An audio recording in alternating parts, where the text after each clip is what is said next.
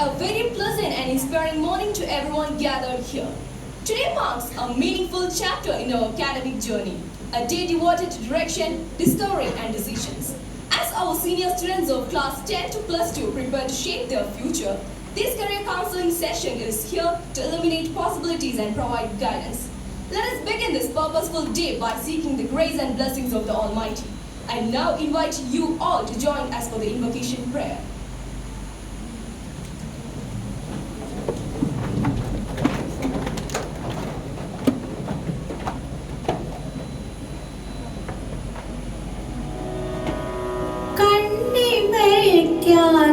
കാവലാളായി കാത്തിടൂ ദൈവമേ, കരുണയാകുന്ന കാന്തിയാൽ എന്നെ പുൽകുമാറാകണേ. കണ്ണിമയ്ക്കാത്ത കാവലാളായി കാത്തിടൂ ദൈവമേ, കരുണയാകുന്ന കാന്തിയാൽ എന്നെ പുൽകുമാറാകണേ.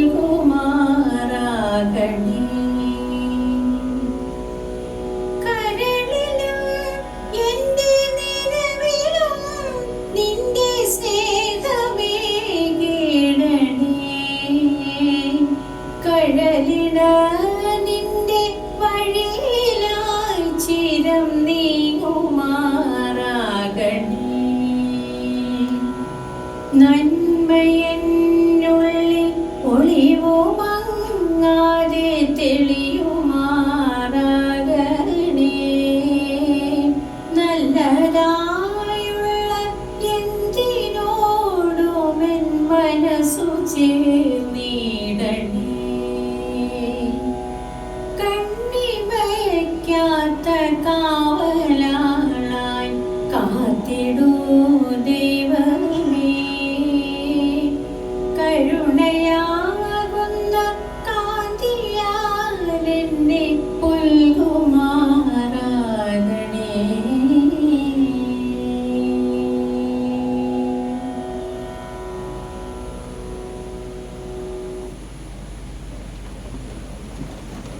With minds ready to learn and hearts open to explore, I warmly welcome you all to this important session organized for the future leaders sitting among us. It gives me immense pride to welcome the visionary behind this institution, our beloved founder and chairman, Mr. D. George Kadutharil, sir. Your leadership and unwavering commitment have built the strong foundation on which our school stands today. We are truly honored to have you with us. I welcome you, sir.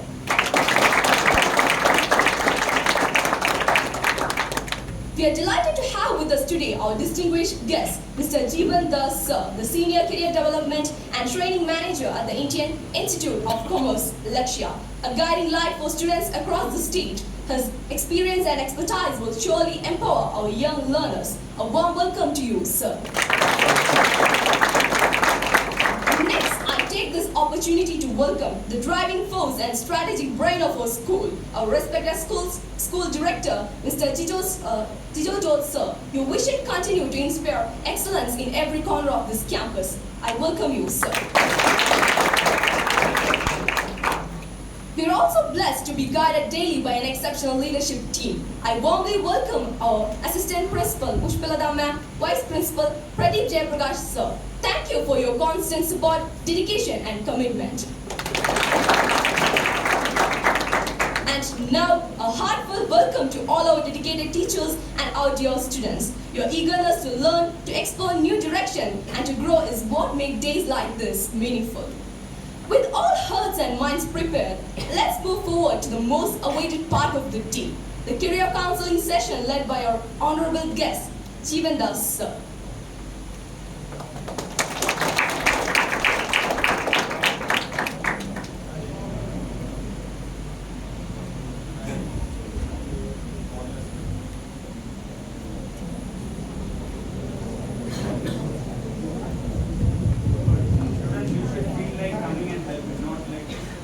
That voice.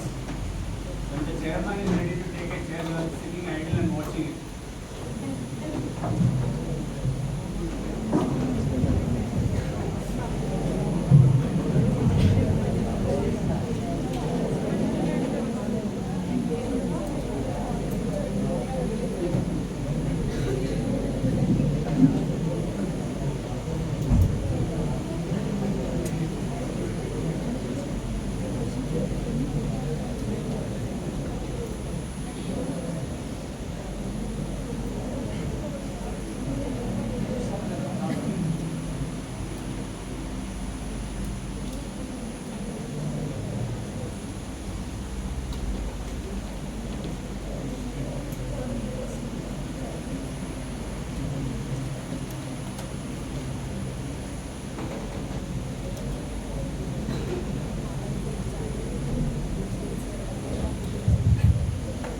Audible ആണോ?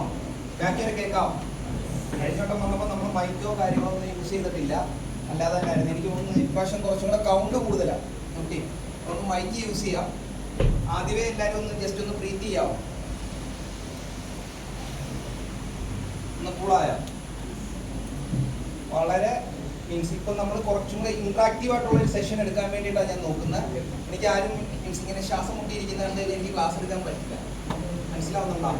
കുറച്ചും കൂടെ open ആവണം, കുറച്ചും കൂടെ interactive ആയിരിക്കണം. ഈ ഒരു ക്ലാസ്സിനകത്തൂടെ complete ആയിട്ട് ഞാൻ പറയുന്ന കാര്യങ്ങൾ നിങ്ങൾക്ക് വേണ്ടിയിട്ടാണ്. ഏകദേശം ഒരു 1.5 hours നമ്മൾ ഈ ഒരു ക്ലാസ് 1 o'clock വരെ പോകുന്നുണ്ടായിരിക്കും. നിങ്ങൾക്ക് കാര്യങ്ങൾ അറിയാനും നിങ്ങൾക്ക് കാര്യങ്ങൾ ചോദിക്കാൻ വേണ്ടിയിട്ടുമാണ് ഈ ഒരു ക്ലാസ് ഇപ്പോൾ ഇവിടെ അറേഞ്ച് ചെയ്തത്. ഓക്കെ, അപ്പോൾ ആരെങ്കിലും ഇങ്ങനെ മിണ്ടാതിരുന്നിട്ട് കാര്യമുണ്ടോ? ഇല്ല. ഇതിനകത്ത് 11th ഒക്കെ ഒന്ന് കൈ നോക്കിയേ. 11th കോമേഴ്സ് ഒന്ന് കൈ നോക്കിയേ. 10th ഒന്ന് കൈ നോക്കിയേ.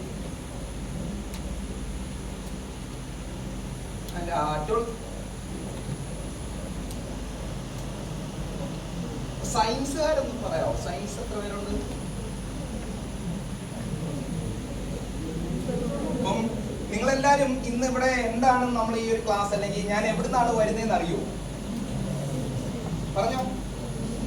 കഴിഞ്ഞ വട്ടം എന്റെ ക്ലാസ് അറ്റൻഡ് ചെയ്ത ആരെങ്കിലും ഇതിനകത്തുണ്ടോ? ആഹാ, ഇതെല്ലാരും കഴിഞ്ഞ വട്ടം എന്റെ ക്ലാസ് ഇരുന്നയാ? നിങ്ങളുടെ +2 ബാച്ചിലാണെന്ന് തോന്നുന്നു ഒരു കുട്ടി നമ്മൾ ലക്ഷ്യയിലേക്ക് വന്നിട്ടുണ്ട്. എനിക്ക് പേര് കേട്ട് നല്ല ഓർമ്മ കിട്ടുന്നില്ല, പക്ഷെ ഗ്രിഗോറിയസ് സ്കൂളിൽ നിന്ന് ഞാൻ കണ്ടു ഒരാൾ വന്നു അല്ലേ. ലക്ഷ്യയിൽ ഒരു കുട്ടി വന്നിട്ടുണ്ട്. അപ്പൊ അതെനിക്ക് ഏതാണെന്ന് നല്ല ഓർമ്മയില്ല. ഇത്രയും കുട്ടികളെ കാണുന്നുണ്ട്, അതൊരു ഓർമ്മ നിൽക്കുന്നില്ല. അപ്പം എനിക്കൊന്ന് ACC ആണെന്ന് തോന്നുന്നു അല്ലേ, ആദിത്യ. ഓക്കെ, അപ്പൊ ഞാനിങ്ങനെ സ്കൂളിന്റെ പേര് കേട്ടപ്പോൾ എന്റെ വീട് ഇവിടെ അടുത്താണ്. അപ്പൊ അതുകൊണ്ട് പെട്ടെന്ന് എനിക്ക് മെമ്മറൈസ് ചെയ്യാൻ പറ്റി. ആ കുട്ടിയുടെ പേര് ഇങ്ങനെ കണ്ടു ഞാൻ. അപ്പം നിങ്ങൾക്ക് എല്ലാവർക്കും ഈ പറഞ്ഞ പോലെ ലക്ഷ്യയെ കുറിച്ച് അറിയുമോ? എത്ര പേർക്ക് അറിയാം? കഴിഞ്ഞ വട്ടം എന്റെ ക്ലാസ് അറ്റൻഡ് ചെയ്തവർക്ക് എല്ലാവർക്കും അറിയായിരിക്കും. ബാക്കി എത്ര പേർക്ക് അറിയാം? അപ്പൊ ലക്ഷ്യ എന്ന് പറയുന്നത് ഇന്ത്യൻ ഇൻസ്റ്റിറ്റ്യൂട്ട് ഓഫ് കോമേഴ്സ്. ഞാൻ ഇതിനെക്കുറിച്ച് ജസ്റ്റ് ഇപ്പൊ മാത്രമേ പറയത്തുള്ളൂ. ഇതിനെക്കുറിച്ച് നിങ്ങൾക്ക് അറിയണമെങ്കിൽ ഇതിന് ബാക്കിയുള്ള കാര്യങ്ങൾ നിങ്ങൾക്ക് ഈ പറഞ്ഞ പോലെ എന്താ സോഷ്യൽ മീഡിയസിൽ നോക്കാം, അല്ലെങ്കിൽ ഇതിനകത്തൊന്ന് പഠിച്ചിറങ്ങിയ 10 പേരെ എടുത്തു കഴിഞ്ഞാൽ 6 പേര് ലക്ഷ്യം എന്ന് പഠിച്ചിറങ്ങിയവരെ. ക്ലിയർ ആയോ? അപ്പം അവരോട് ചോദിക്കാം. ഞാൻ കമ്പനിയെ കുറിച്ച് വലുതായിട്ട് ഇതിനകത്ത് പറയില്ല. ഓക്കെ, നമ്മൾ മെയിനായിട്ട് കോൺസെൻട്രേറ്റ് ചെയ്തേക്കുന്ന കൊമേഴ്സിലാണ്. നമുക്കുള്ള കോഴ്സസ് എന്ന് പറയുന്നത് CA, ACCA, CMA US, CMA India and CS. ഇത്രയും കോഴ്സസിനെ കുറിച്ച് ഞാൻ ലാസ്റ്റ് ഒരു അവയർനെസ് നിങ്ങൾക്ക് തരാം. ഓക്കെ, നമ്മളിപ്പോൾ ഈ ഒരു ക്ലാസ് പോകുന്ന ജനറൽ ആയിട്ടുള്ള കാര്യങ്ങൾ നിങ്ങൾക്ക് ഞാൻ പറഞ്ഞുതരാൻ വേണ്ടിയിട്ടാണ്. അപ്പം എന്താണെന്നൊരു ഐഡിയ കിട്ടിയോ? എൻ്റെ പേര് ജീവൻ. എൻ്റെ സ്ഥലം വന്നിട്ട് ഇവിടെ അടുത്താണ്, എടക്കുളങ്ങരയിലാണ്. ആരെങ്കിലും ഉണ്ടോ? അവിടെ നിന്നൊക്കെ ഉള്ളവരുണ്ടോ? ഉണ്ട്, ഒരാളുണ്ട്. ബാക്കി എല്ലാവരും ഈ ഓച്ചിറ റീജിയനിൽ തന്നെ ഉള്ളവരാ.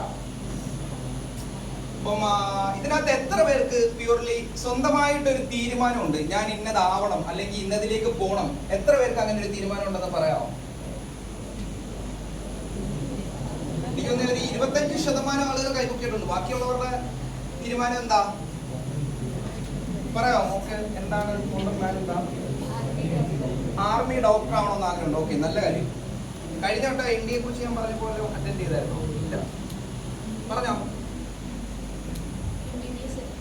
MBBS പഠിക്കണമെന്നാണ് താല്പര്യം. ഓക്കെ, കോമേഴ്സുകാരെന്ന് കൈപൊക്കിയേ.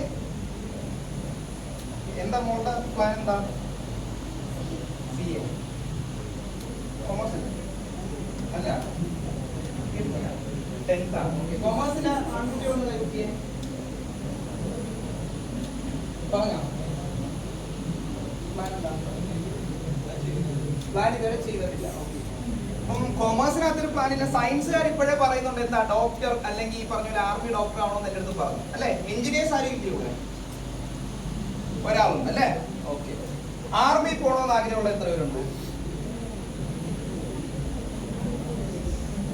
NDA എക്സാം പെൺകുട്ടികൾക്ക് അറ്റൻഡ് ചെയ്യാമെന്നുള്ള കാര്യം അറിയാമോ? അറിയാം. എന്നിട്ട് ആരും ഇല്ല ഇപ്പം NDA എഴുതാൻ? ഒരാളുണ്ട്. ഓക്കെ, അപ്പം NDA എക്സാമിനെ കുറിച്ച് ഞാൻ പറഞ്ഞുതരാം. സയൻസിനെ കുറിച്ചും പറഞ്ഞുതരാം, കൊമേഴ്സിനെ കുറിച്ചും പറഞ്ഞുതരാം. എന്താണ് കൊമേഴ്സിനകത്തുള്ള കാര്യങ്ങളെന്നും പറഞ്ഞുതരാം. ഓക്കെ, നിങ്ങൾ അറിയാതെ പോകരുത്. പണ്ട് ഞാൻ പഠിക്കുന്നതെന്ന് വെച്ച് കഴിഞ്ഞാൽ ശ്രീബുദ്ധായിലാണ്. കഴിഞ്ഞ വട്ടം ഞാൻ വന്നപ്പോൾ ഈ കഥ ഞാനിവിടെ പറഞ്ഞുതരാം. അപ്പൊ ആ കഥ ഞാൻ വീണ്ടും റിപ്പീറ്റ് ചെയ്തില്ല. ശ്രീബുദ്ധായി പഠിക്കുന്ന സമയത്ത് സത്യം പറഞ്ഞാൽ എനിക്ക് ഇതിനെ കുറിച്ചൊന്നും അന്ന് ആരും പറഞ്ഞു തന്നിട്ടില്ല. മനസ്സിലാവുന്നുണ്ടോ? സ്കൂളിൽ പോകുന്നു, പഠിക്കുന്നു, തിരിച്ചു വീട്ടിൽ പോകുന്നു. എന്നാൽ അന്ന് ഇതേപോലെ കോഴ്സസ് ഉണ്ടെന്നോ അല്ലെങ്കിൽ ഇതൊക്കെ പഠിച്ചു കഴിഞ്ഞാൽ ഇന്ന മേഖലയിലൊക്കെ ജോലി കിട്ടുമെന്നോ അന്ന് എനിക്ക് അറിയത്തില്ല. മനസ്സിലാവുന്നുണ്ടോ? അന്നത്തെ കാലത്ത് അറിയാവുന്ന ഏതൊക്കെയാ? മെഡിസിൻ ഉണ്ട്, എഞ്ചിനീയറിംഗ്. ഇത് രണ്ടും പഠിക്കാൻ പോയില്ലെങ്കിൽ നാട്ടിൽ എന്തോ കുറ്റവാളികളുടെ കൂട്ടാണ് നമ്മളെ കാണുന്നത്. മനസ്സിലാവുന്നുണ്ടോ? കൊമേഴ്സ് എടുക്കാൻ വേണ്ടിയിട്ട് പോയി കഴിഞ്ഞാൽ +2 തോറ്റെന്ന് വരെ പറഞ്ഞുണ്ടായിട്ടുണ്ട്. ഇതായിരുന്നു അന്നത്തെ കാലഘട്ടം. മനസ്സിലായോ? പഠിക്കാൻ മോശമെന്ന് പറഞ്ഞാൽ കൊമേഴ്സ് 10 കഴിഞ്ഞ് കൊമേഴ്സ് എടുത്തു കഴിഞ്ഞാൽ പറയും പഠിക്കാൻ മോശമായിട്ട് അതിന് കിട്ടിയില്ലെന്ന് പറയും. സത്യം പറഞ്ഞാൽ ഇപ്പൊ ഫസ്റ്റ് റാങ്ക് കിട്ടുന്ന കുട്ടികൾ പോലും എന്തെടുക്കുന്നുണ്ട്? കൊമേഴ്സ് എടുക്കുന്നുണ്ട്. കൊമേഴ്സിനകത്തുള്ള ഇപ്പോഴത്തെ ബൂമിംഗ് ആയിട്ടുള്ള സ്റ്റേജ് കുട്ടികൾ അറിയാൻ തുടങ്ങിയിട്ടുണ്ട്.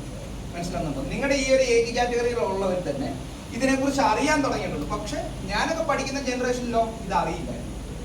ക്ലിയർ ആയോ? ഞാൻ സയൻസ് പഠിച്ച ഒരു വ്യക്തിയാണ് +2 വരെ. അതിനുശേഷം ഞാൻ പോയത് പക്ഷെ കൊമേഴ്സിലേക്കാണ്.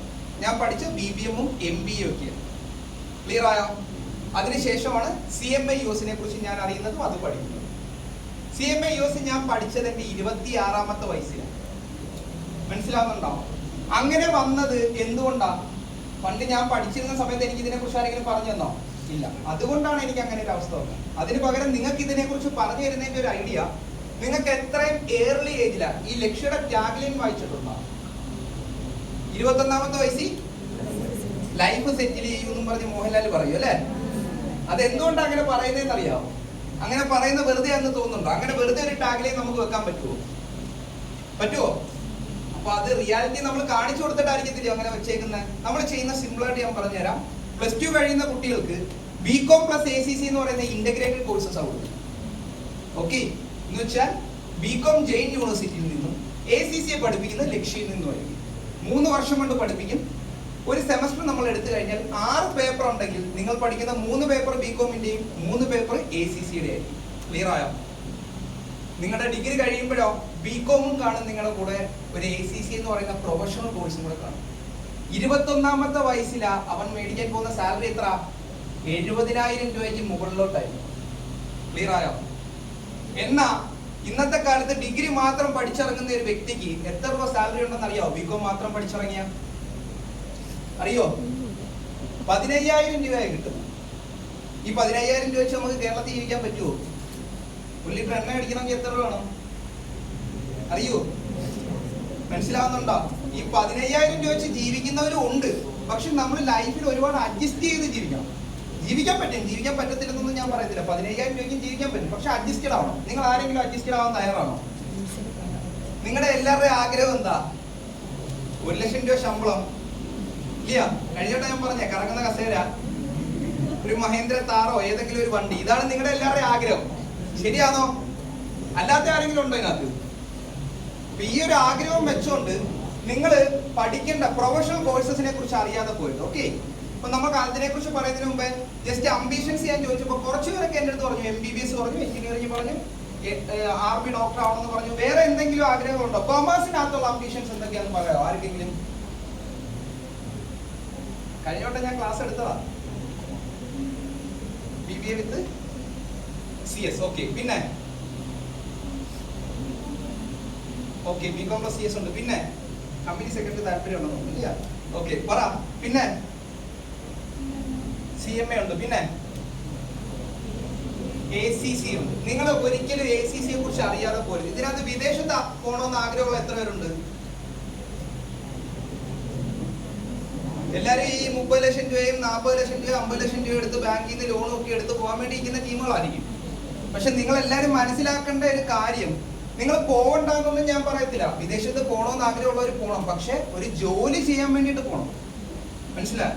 ഈ ACC ഒക്കെ പഠിച്ചു കഴിഞ്ഞാൽ നിങ്ങൾക്ക് ഏകദേശം 180 രാജ്യങ്ങളിൽ പോയി ജോലി ചെയ്യാം. മനസ്സിലാവുന്നുണ്ടോ? അത് നിങ്ങൾ അറിയാതെ പോരും. ഓക്കെ, അപ്പൊ നമുക്ക് ആദ്യം സയൻസിൽ നിന്ന് തുടങ്ങാം. അപ്പൊ ഈ പറഞ്ഞ പോലെ എന്താ, പണ്ട് ഞാൻ എന്റെ കഥ പറഞ്ഞ കുറച്ചു പേർക്ക് അത് അറിയത്തില്ല. ഇല്ലയോ? +2 കഴിഞ്ഞപ്പോൾ ഞാൻ എൻട്രൻസ് പഠിക്കാൻ പോയി. എവിടെ? പാലാ ബ്രില്യൻസിലാണ്. മനസ്സിലായ? നല്ല കോച്ചിങ് ഇൻസ്റ്റിറ്റ്യൂട്ടാ. പക്ഷെ അന്ന് നമുക്ക് പറ്റിയ ഒരു ഏരിയ അല്ലായിരുന്നത്. അവിടെ നിന്ന് പോരും. അത് കഴിഞ്ഞപ്പോൾ എഞ്ചിനീയറിംഗിന് കൊണ്ടുപോയി ഒരു സീറ്റ് മേടിച്ചെന്ന്, കോളേജിന്റെ പേര് ഞാൻ പറയത്തില്ല, 4 ലക്ഷം രൂപ കൊടുത്ത ഒരു എഞ്ചിനീയറിംഗിന് ഒരു സീറ്റ് മേടിച്ചെന്ന്. 2ന്റെ അന്ന് അവിടെ നിന്ന് പോരും. കാരണം എന്താ? കോളേജ് ലൈഫ് എൻജോയ് ചെയ്യാൻ വേണ്ടി പോയാന്നേ നമ്മള്. മറ്റേ ഷർട്ടൊക്കെ ഇഞ്ച് ചെയ്ത് കൈയൊക്കെ ഇവിടം വരെ ഇട്ട് മടക്കി ടോയ്ലറ്റിൽ പോകണമെങ്കിൽ ലൈനായിട്ട് പോകണമെന്ന് മനസ്സിലാവുന്നുണ്ടോ? ഇതായിരുന്നു എഞ്ചിനീയറിംഗ് കോളേജ്. അത് കഴിഞ്ഞപ്പോഴോ അവിടെ പഠിക്കാൻ വയ്യെന്നും പറഞ്ഞ് തിരിച്ചു പോരും. എന്തോ ഭാഗ്യത്തിനാണ് അമൃതയില എനിക്കൊരു സീറ്റ് കിടന്നത് BBM. അത് പഠിക്കാൻ കയറി കഴിഞ്ഞപ്പോൾ എനിക്കൊരു ബോധം വന്നു. എന്താണെന്നറിയാമോ? കൈ പൈസ വേണമെന്നൊരു തോന്നലോ. പൈസ ഇല്ലെങ്കിൽ നാട്ടിലെ ഒരു വിലയില്ലെന്നുള്ളത് കാര്യങ്ങൾ അന്ന് എനിക്ക് മനസ്സിലാവുന്നത്. മനസ്സിലായോ? നാട്ടുകാർ വില തരത്തില്ല, വീട്ടുകാർ മാത്രമേ കൂടെ കാണത്തുള്ളൂ. ബന്ധുക്കാർ വില തരുമോ? ഇല്ല. അപ്പം നിങ്ങൾ മനസ്സിലാക്കേണ്ടതെന്ന് വെച്ച് കഴിഞ്ഞാൽ പഠിക്കുന്ന സമയത്ത് ആ ഒരു ബോധം എനിക്ക് വന്നോണ്ട് എന്താ അവിടെ ഇരുന്ന് പഠിച്ച് ഡിസ്റ്റിങ്ഷൻ കിട്ടി. അത് കഴിഞ്ഞപ്പോൾ അതിൻ്റെ അടുത്ത് തന്നെ MBA കോളേജ് ഉണ്ട്, അവിടെ പോയി പഠിച്ച് അതിനും ഡിസ്റ്റിങ്ഷൻ കിട്ടി. അത് കഴിഞ്ഞപ്പം ആദ്യം ഒരു ബാങ്ക് ജോലി കിട്ടി. പക്ഷെ അവിടെ കയറിയില്ല, ബോണ്ട് വെക്കണമെന്ന് പറഞ്ഞു. അതുകൊണ്ട് അവിടെ കയറാതെ ബൈജൂസ് എന്ന് പറയുന്ന കുറച്ച് അഗ്രസീവായിട്ട് സെയിൽസ് പഠിക്കണമെന്ന് തോന്നി. മനസ്സിലാവുന്നുണ്ടോ? ബൈജൂസിൽ പോയി കയറി നല്ല പണി ചെയ്തിട്ട് ഏകദേശം രാവിലെ 9 മണിക്ക് കയറി കഴിഞ്ഞാൽ രാത്രി 11 മണിക്കായിരുന്നു അവിടെ നിന്ന് ഇറങ്ങുന്നത്. ഒരു 4.5 വർഷം ഞാൻ അതിനകത്ത് കിടന്ന് ജോലി ചെയ്തത്. കമ്പനി ഒരു ലോസിലാവുന്ന ടൈം ആയപ്പോൾ എനിക്ക് മനസ്സിലായപ്പോൾ ഞാൻ അതിനകത്തുനിന്ന് ഇറങ്ങി. അത് കഴിഞ്ഞ് കുറച്ചാൾ വെറുതെ നിന്നപ്പോഴേ എൻ്റെ ഒരു പ്രൊഫസർ തന്നെയാണ് അമൃതയിൽ പഠിപ്പിക്കുന്ന സുരേഷ് എന്ന് പറയുന്ന ഒരു സാറാണ്. സാറ് തന്നെയാണ് എൻ്റെ അടുത്ത് ഈ പറയുന്ന CMA കുറിച്ച് എനിക്ക് പറഞ്ഞു തരുന്നത്. എന്തോ ഭാഗ്യത്തിന് അപ്പോൾ എനിക്കൊരു ബോധം തോന്നി. CMA യൂസ് പഠിച്ചു 1 ഇയർ കൊണ്ട് കംപ്ലീറ്റ് ചെയ്തു. ഈ പറയുന്ന സ്ഥാപനത്തിൽ തന്നെ ഫാക്കൽറ്റി ആയിട്ട് കയറുകയും ചെയ്യുന്നു. ഇന്ന് 3 കമ്പനിക്ക് കൺസൾട്ടന്റുമാണ്. ക്ലിയർ ആയോ? എൻ്റെ ലൈഫ് ഏകദേശം 26ാമത്തെ വയസ്സിലാണ് ഈ ലൈഫ് തേടാവുന്നത്. ക്ലിയർ ആയോ? അപ്പൊ ഈ സയൻസ് അല്ലെങ്കിൽ നിങ്ങൾ സയൻസ് പഠിക്കുന്ന കുട്ടികളാണെങ്കിലും അല്ലെങ്കിൽ കൊമേഴ്സ് പഠിക്കുന്ന കുട്ടികളാണെങ്കിലും എവിടെ ആയാലും നിങ്ങൾ എഫേർട്ട് ഇട്ട് കഴിഞ്ഞാൽ അവിടെ നിങ്ങൾക്ക് ക്ലിക്ക് ആവാൻ പറ്റും. എഫേർട്ട് ഇടാതെ ചുമ്മാ നമ്മൾ പോകുന്നു, പഠിക്കുന്നു, തിരിച്ചു വരുന്നു, ആ രീതിയാണെങ്കിൽ നമുക്ക് നടക്കില്ല. ക്ലിയർ ആയോ? ഓരോ നമ്പേഴ്സും ഞാൻ പറഞ്ഞുതരാം. സയൻസുകാർ ഓർത്തിരിക്കുക, കൊമേഴ്സുകാർ ഓർത്തിരിക്കുക. ഓർക്കുമോ? ബോറടിക്കുന്നുണ്ടോ? സയൻസുകാർ വ്യക്തമായിട്ട് മനസ്സിലാക്കേണ്ടത് നിങ്ങൾ പോകാൻ പോകുന്ന ഫീൽഡ് എന്ന് പറയുന്ന മെഡിസിൻ, എഞ്ചിനീയറിങ്ങിനെ നമ്മൾ ഇറങ്ങുന്നതിന് മുമ്പ് അതിന്റെ നമ്പേഴ്സിനെ കുറിച്ച് ആരെങ്കിലും പറഞ്ഞു തന്നിട്ടുണ്ടോ? ഇല്ല. നിങ്ങൾ എല്ലാവരും മനസ്സിലാക്കേണ്ടത് നീറ്റിനകത്തുനിന്ന് നമുക്ക് തുടങ്ങാം. നീറ്റ് എന്ന് പറയുന്ന എക്സാം എത്ര കുട്ടികൾ അറ്റൻഡ് ചെയ്യുന്നത്? അറ്റൻഡ് ചെയ്തിട്ടുണ്ടോ? ഇല്ല. പറ. 24 lakhs ആണ്. എന്നാൽ MBBSന് എത്ര സീറ്റ് ഉണ്ടെന്ന് അറിയാമോ? 1,09,000. ഓക്കെ. 28,000 BDSന് പോകും. ബാക്കിയുള്ള സീറ്റുകൾ എവിടെ പോകും? ആയുർവേദം, വെറ്റിനറി, അങ്ങനെ പോകും. മൊത്തം 2 ലക്ഷം സീറ്റ് കൂട്ടും. പോട്ടെ, 2.5 ലക്ഷം സീറ്റ് കൂട്ടും.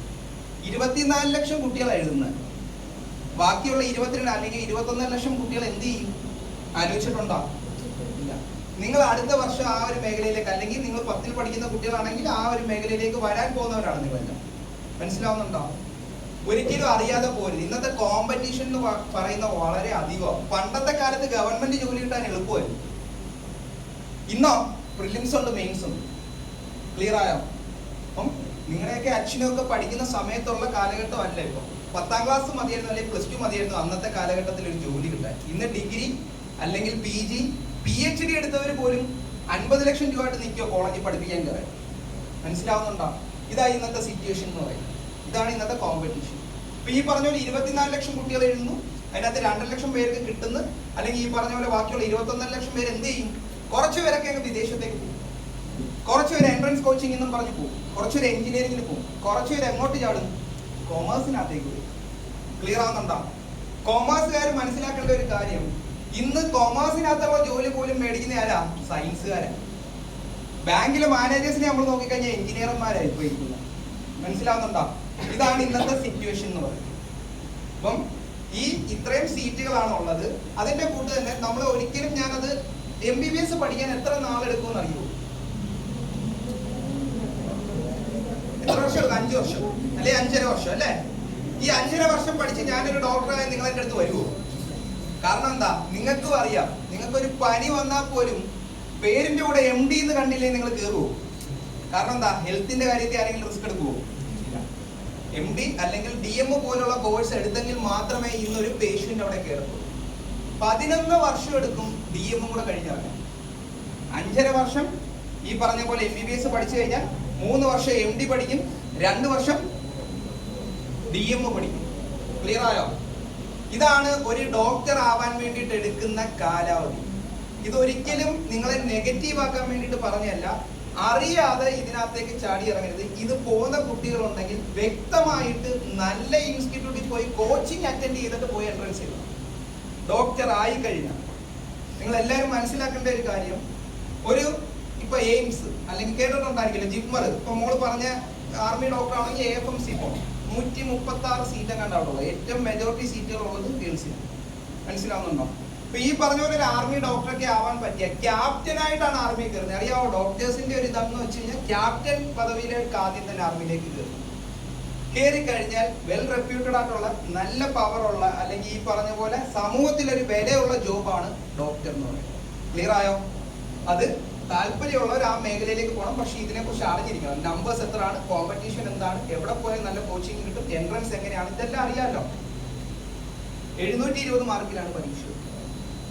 ഓക്കെ, അപ്പം ഈ ഒരു രീതി നിങ്ങൾ അറിയാതെ പോകരുത്. ഇനി അടുത്ത ഏതാ? എഞ്ചിനീയറിംഗ്. എത്ര പേര് എഴുതുന്നതെന്ന് അറിയാമോ? അറിയോ? 13 ലക്ഷം പേര് എഴുതും. എന്ത്? എഞ്ചിനീയറിംഗ്. കിട്ടുന്ന എത്ര പേർക്കാ? ക്ലിയർ ചെയ്യുന്നത് 1,03,000 പേരാണ് JEE മെയിൻസ് ക്ലിയർ ചെയ്യുന്നത്. JEE മെയിൻസ് ക്ലിയർ ചെയ്ത് കഴിഞ്ഞാൽ CET, NIT അല്ലെങ്കിൽ ഈ പറഞ്ഞ പോലെ എന്താ പറയാ IIIT, ഇവിടൊക്കെ ഒരു അഡ്മിഷൻ കിട്ടാൻ എന്ത് മതി? ഇന്ത്യൻ ഇൻസ്റ്റിറ്റ്യൂട്ട് ഓഫ് സയൻസ്, ഇവിടൊക്കെ അഡ്മിഷൻ കിട്ടും. JEE മെയിൻസിനകത്ത് നല്ല റാങ്ക് ഉണ്ടെങ്കിൽ. ക്ലിയർ ആയോ? നല്ല റാങ്ക് ഉള്ളവർക്കാന്നേ ഈ 1,03,000 മേടിച്ചാൽ കിട്ടുമോ? ഇല്ല. നല്ല റാങ്ക് ഉള്ളവർക്ക് മാത്രമേ എവിടെ കിട്ടത്തുള്ളൂ? ഈ പറഞ്ഞ കോളേജസിൽ കിട്ടത്തുള്ളൂ. അപ്പം ഈ പറഞ്ഞ 1,03,000 കുറച്ച് പേര് എന്ത് ചെയ്തും? JEE അഡ്വാൻസ് ചെയ്തു. അഡ്വാൻസ് എഴുതി ക്ലിയർ ചെയ്താൽ IIT പോലുള്ള കോളേജസിൽ പഠിക്കാം. എന്താണ് IIT ഇത്ര ഇമ്പോർട്ടന്റ് ആക്കുന്നതെന്ന് പറയാമോ? പറയോ?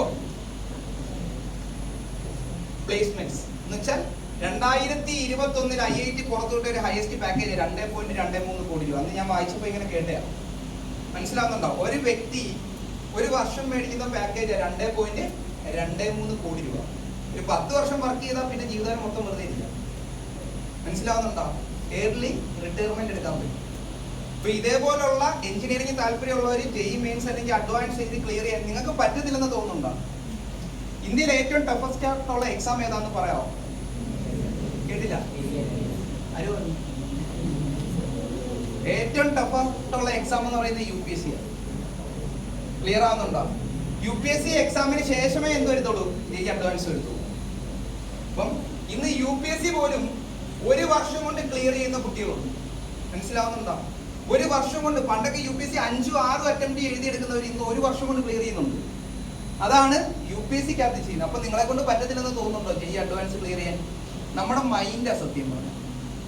മനസ്സിലാവുന്നുണ്ടോ? നിങ്ങൾ എന്ത് വിചാരിക്കുന്നോ അതേ നടക്കത്തുള്ളൂ. ഇത് പാടാന്ന് വിചാരിച്ചിരുന്നാലാ നടക്കാൻ പോകില്ല. എന്നാൽ അത് എഴുതിയെടുക്കും. അത് ഇത്രയേ ഉള്ളൂ. നിങ്ങൾ പഠിക്കുന്ന NCERT ടെക്സ്റ്റ് ബുക്സേ ഉള്ളൂ എന്നുള്ള ഒരു മൈൻഡ് വന്നു കഴിഞ്ഞാൽ ആ ഒരു 5 ടെക്സ്റ്റ് ബുക്ക് ഇല്ലേ, ഇത്രയുള്ള സംഭവമേ ഉള്ളൂ. JEE മെയിൻസ് ആയാലും അഡ്വാൻസ് ആയാലും നീറ്റ് ആയാലും. മനസ്സിലായോ? അതിൽ കൂടുതലായിട്ട് അതിനകത്തൊന്നുമില്ല. അപ്പം അത് താല്പര്യമുള്ളവർ ഈ നമ്പേഴ്സ് അറിയാതെ പോയിട്ട് കോമ്പറ്റീഷൻ അറിഞ്ഞിരിക്കണം. നല്ല കോച്ചിങ് എവിടെയെങ്കിലും പോയി അറ്റൻഡ് ചെയ്യുക. എല്ലാം നല്ല കോച്ചിങ് ഇൻസ്റ്റിറ്റ്യൂട്ട്സ് ഇപ്പോൾ നമുക്ക് കേരളത്തിൽ തന്നെ ഉണ്ട്. ഓക്കെ, സയൻസിനകത്ത് നിങ്ങൾ NDA കുറിച്ച് അറിഞ്ഞിരിക്കണം. NDA എന്ന് പറയുന്നത് നാഷണൽ ഡിഫൻസ് അക്കാഡമിയുടെ എക്സാമാണ്. സയൻസുകാർക്ക് 3 മേഖലയിലേക്ക് പോകാം: Indian army, Indian air force, Indian navy. Okay, കൊമേഴ്സുകാർക്ക് ആർമി മാത്രമേ പറ്റത്തുള്ളൂ, എയർഫോഴ്സും നേവിയും പറ്റില്ല. ഓക്കെ, ഇപ്പൊ ഈ ഇന്ത്യൻ ആർമി, ഇന്ത്യൻ എയർഫോഴ്സ് അല്ലെങ്കിൽ ഇന്ത്യൻ നേവി, ഇത് നിങ്ങൾ അറിഞ്ഞിരിക്കേണ്ട ഒരു സംഭവം എന്ന് വെച്ച് കഴിഞ്ഞാൽ, നമ്മൾ ഈ എക്സാം എഴുതി ക്ലിയർ ചെയ്താൽ നമുക്ക് പഠിക്കേണ്ട കോഴ്സ് ആര് പഠിപ്പിക്കും? നമ്മളെ ആർമി അല്ലെങ്കിൽ ഇന്ത്യൻ ഗവൺമെന്റ് ആണ് എന്ത് പഠിപ്പിക്കുന്നത്? നമ്മളെ ഈ കോഴ്സ് പഠിപ്പിക്കും. ഓക്കെ, കഴിഞ്ഞ വട്ടം ഞാൻ ഇവിടെ വന്നൊരു എക്സാമ്പിൾ പറഞ്ഞിരുന്നു. ആർക്കെങ്കിലും ഓർമ്മയുണ്ടോ? ഓർമ്മ. എൻ്റെ ഒരു ഫ്രണ്ടിന്റെ കാര്യം ബാക്കിയുള്ളവർക്കും കൂടെ അറിയാൻ വേണ്ടിയിട്ട് പറയുക. ശ്രീബുദ്ധായിലായിരുന്നു പഠിച്ച്. അതിനുശേഷം അവന്റെ ഫാദർ ഈ പറയുന്ന ഗേൾസ് സ്കൂളില്ലേ നമ്മുടെ തലവ, അവിടുത്തെ പ്രിൻസിപ്പൾ ആയിരുന്നു. വേണുഗോപാൽ സാർ എന്നാ പേര്. സാറിന്റെ മകനാണ്. അപ്പൊ ഈ പറഞ്ഞ പോലെ നന്ദു എൻ്റെ കൂടെ 10ാം ക്ലാസ് വരെ ശ്രീബുദ്ധായി പഠിച്ചു. +1 ആയപ്പോൾ സ്റ്റേറ്റിലേക്ക് മാറി. +2 കഴിഞ്ഞപ്പോൾ വിക്രം സാരാഭായുടെ ടെസ്റ്റ് എഴുതി ആദ്യം ക്ലിയർ ചെയ്ത്, അത് വേണ്ടെന്ന് പറഞ്ഞ് MD എഴുതി ക്ലിയർ ചെയ്ത്, അതിനുശേഷം ടെക്നിക്കൽ മേഖലയിലുള്ള മറ്റൊരു എക്സാം കൂടെ എഴുതി ക്ലിയർ ചെയ്ത്. എന്തിനേക്ക്? എഞ്ചിനീയറിംഗ് പഠിക്കാൻ വേണ്ടി. ആര് പഠിപ്പിച്ചു? ഇന്ത്യൻ ഗവൺമെന്റ് അവനെ എഞ്ചിനീയറിംഗ് പഠിപ്പിച്ചു. ക്ലിയർ ആയോ? പഠിച്ചിറങ്ങി കോൺവോക്കേറ്റ് ചെയ്യുമ്പോൾ തന്നെ അവിടെ എന്താണ് സംഭവിക്കുന്നത്? 3 സ്റ്റാർ കൂടെ വെച്ചു കൊടുക്കും. എന്തിന്റെ? പറയാമോ? ഏത് റാങ്കിലേക്കാ കയറുന്ന Indian army first position? Lieutenant ആയിട്ടല്ല, ഇപ്പൊ ക്യാപ്റ്റനാണ്. മനസ്സിലാവുന്നുണ്ടോ? അപ്പം ലെഫ്റ്റനന്റ് റാങ്കിലേക്കാ കയറുന്ന. 1 lakhന് മേലെ സാലറി ഉണ്ട്. കയ്യിൽ 5000 രൂപ വെക്കത്തുള്ളൂ. ബാക്കിയുള്ള പൈസ അച്ഛൻ്റെ അക്കൗണ്ടിലേക്ക് അയക്കും. കാരണം എന്താ? ബാക്കിയുള്ള ചെലവ് നോക്കുന്ന ആരാ? ഇന്ത്യൻ ആർമി തന്നെ. ഫുഡ് വെച്ചു കൊടുക്കാൻ വരെ 2 ഷെഫുമാരാ. ഷൂ പോളിഷ് ചെയ്ത് കാലിൻ്റെ എടുത്തുകൊണ്ടെന്ന് വെച്ചു കൊടുക്കും. ഷർട്ട് തേച്ച് മടക്കി റൂമിനകത്ത് വെച്ച്. മനസ്സിലായോ? ഇത്രയും നിങ്ങൾ മനസ്സിലാക്കേണ്ട ഒരു കാര്യം, ആർമിയിൽ നിങ്ങൾക്ക് കയറാൻ പറ്റിക്കഴിഞ്ഞാൽ നിങ്ങൾ മാത്രമല്ല സെക്യൂർഡ് ആവുന്നത്, നിങ്ങളുടെ ഫാമിലി കൂടിയാണ്. ECHS പോലുള്ള പല കാര്യങ്ങളും നിങ്ങൾക്ക് കിട്ടും. ക്ലിയർ ആയോ? ഹെൽത്തിന്റെ കാര്യം ആയിക്കോട്ടെ, ബാക്കിയുള്ള ഗ്രോസറീസ് അല്ലെങ്കിൽ എന്ത് സാധനങ്ങൾ മേടിക്കുമ്പോൾ ആയിക്കോട്ടെ, വിത്തൗട്ട് ടാക്സ് നിങ്ങൾക്ക് ചെയ്യാൻ പറ്റും. ക്ലിയർ ആയോ? അപ്പം ഇതെല്ലാം നിങ്ങൾ അറിയാതെ പോയത്. NDA എക്സാം എഴുതി കഴിഞ്ഞു കഴിഞ്ഞാൽ ആർമിയിൽ കയറുമ്പോൾ ലെഫ്റ്റനന്റ് റാങ്ക് ആണ്. എയർഫോഴ്സിൽ കയറുമ്പം ഫ്ലൈയിങ് ഓഫീസർ ഗ്രേഡ് എന്ന് പറയും. നേവി ആണെങ്കിൽ സബ് ലെഫ്റ്റനന്റ് റാങ്കാണ്. പക്ഷെ ഇത് 3 ഒരേ ലെവലാണ് കേട്ടോ. 3 ഒരേ ലെവലിൽ വരുന്ന ജോബുകളാണ്. സബ് ലെഫ്റ്റനന്റ് എന്നുള്ള പേര് മാത്രമേ അവിടെ വരുന്നുള്ളൂ. ക്ലിയർ ആയോ? ഇവിടെ ഒരു ഡോക്ടർ ഉണ്ടെന്ന് പറഞ്ഞില്ലേ, ആർമി ഡോക്ടർ. കയറാൻ പറ്റി കഴിഞ്ഞാൽ ക്യാപ്റ്റൻ ആയിട്ട് കയറാൻ പറ്റും. ഡയറക്റ്റാ. ലെഫ്റ്റനന്റ് കഴിഞ്ഞ് ക്യാപ്റ്റൻ ആവുന്നതിന് പകരം ഡയറക്റ്റ് ക്യാപ്റ്റൻ ആവും. മനസ്സിലാവുന്നുണ്ടോ? അതാണ് ഡോക്ടേഴ്സിന്റെ ഗുണം. അപ്പം ഇന്ത്യയെ കുറിച്ച് ഒരു ഐഡിയ കിട്ടിയോ? NID എന്ന് കേട്ടിട്ടുണ്ടോ? National institute of designs.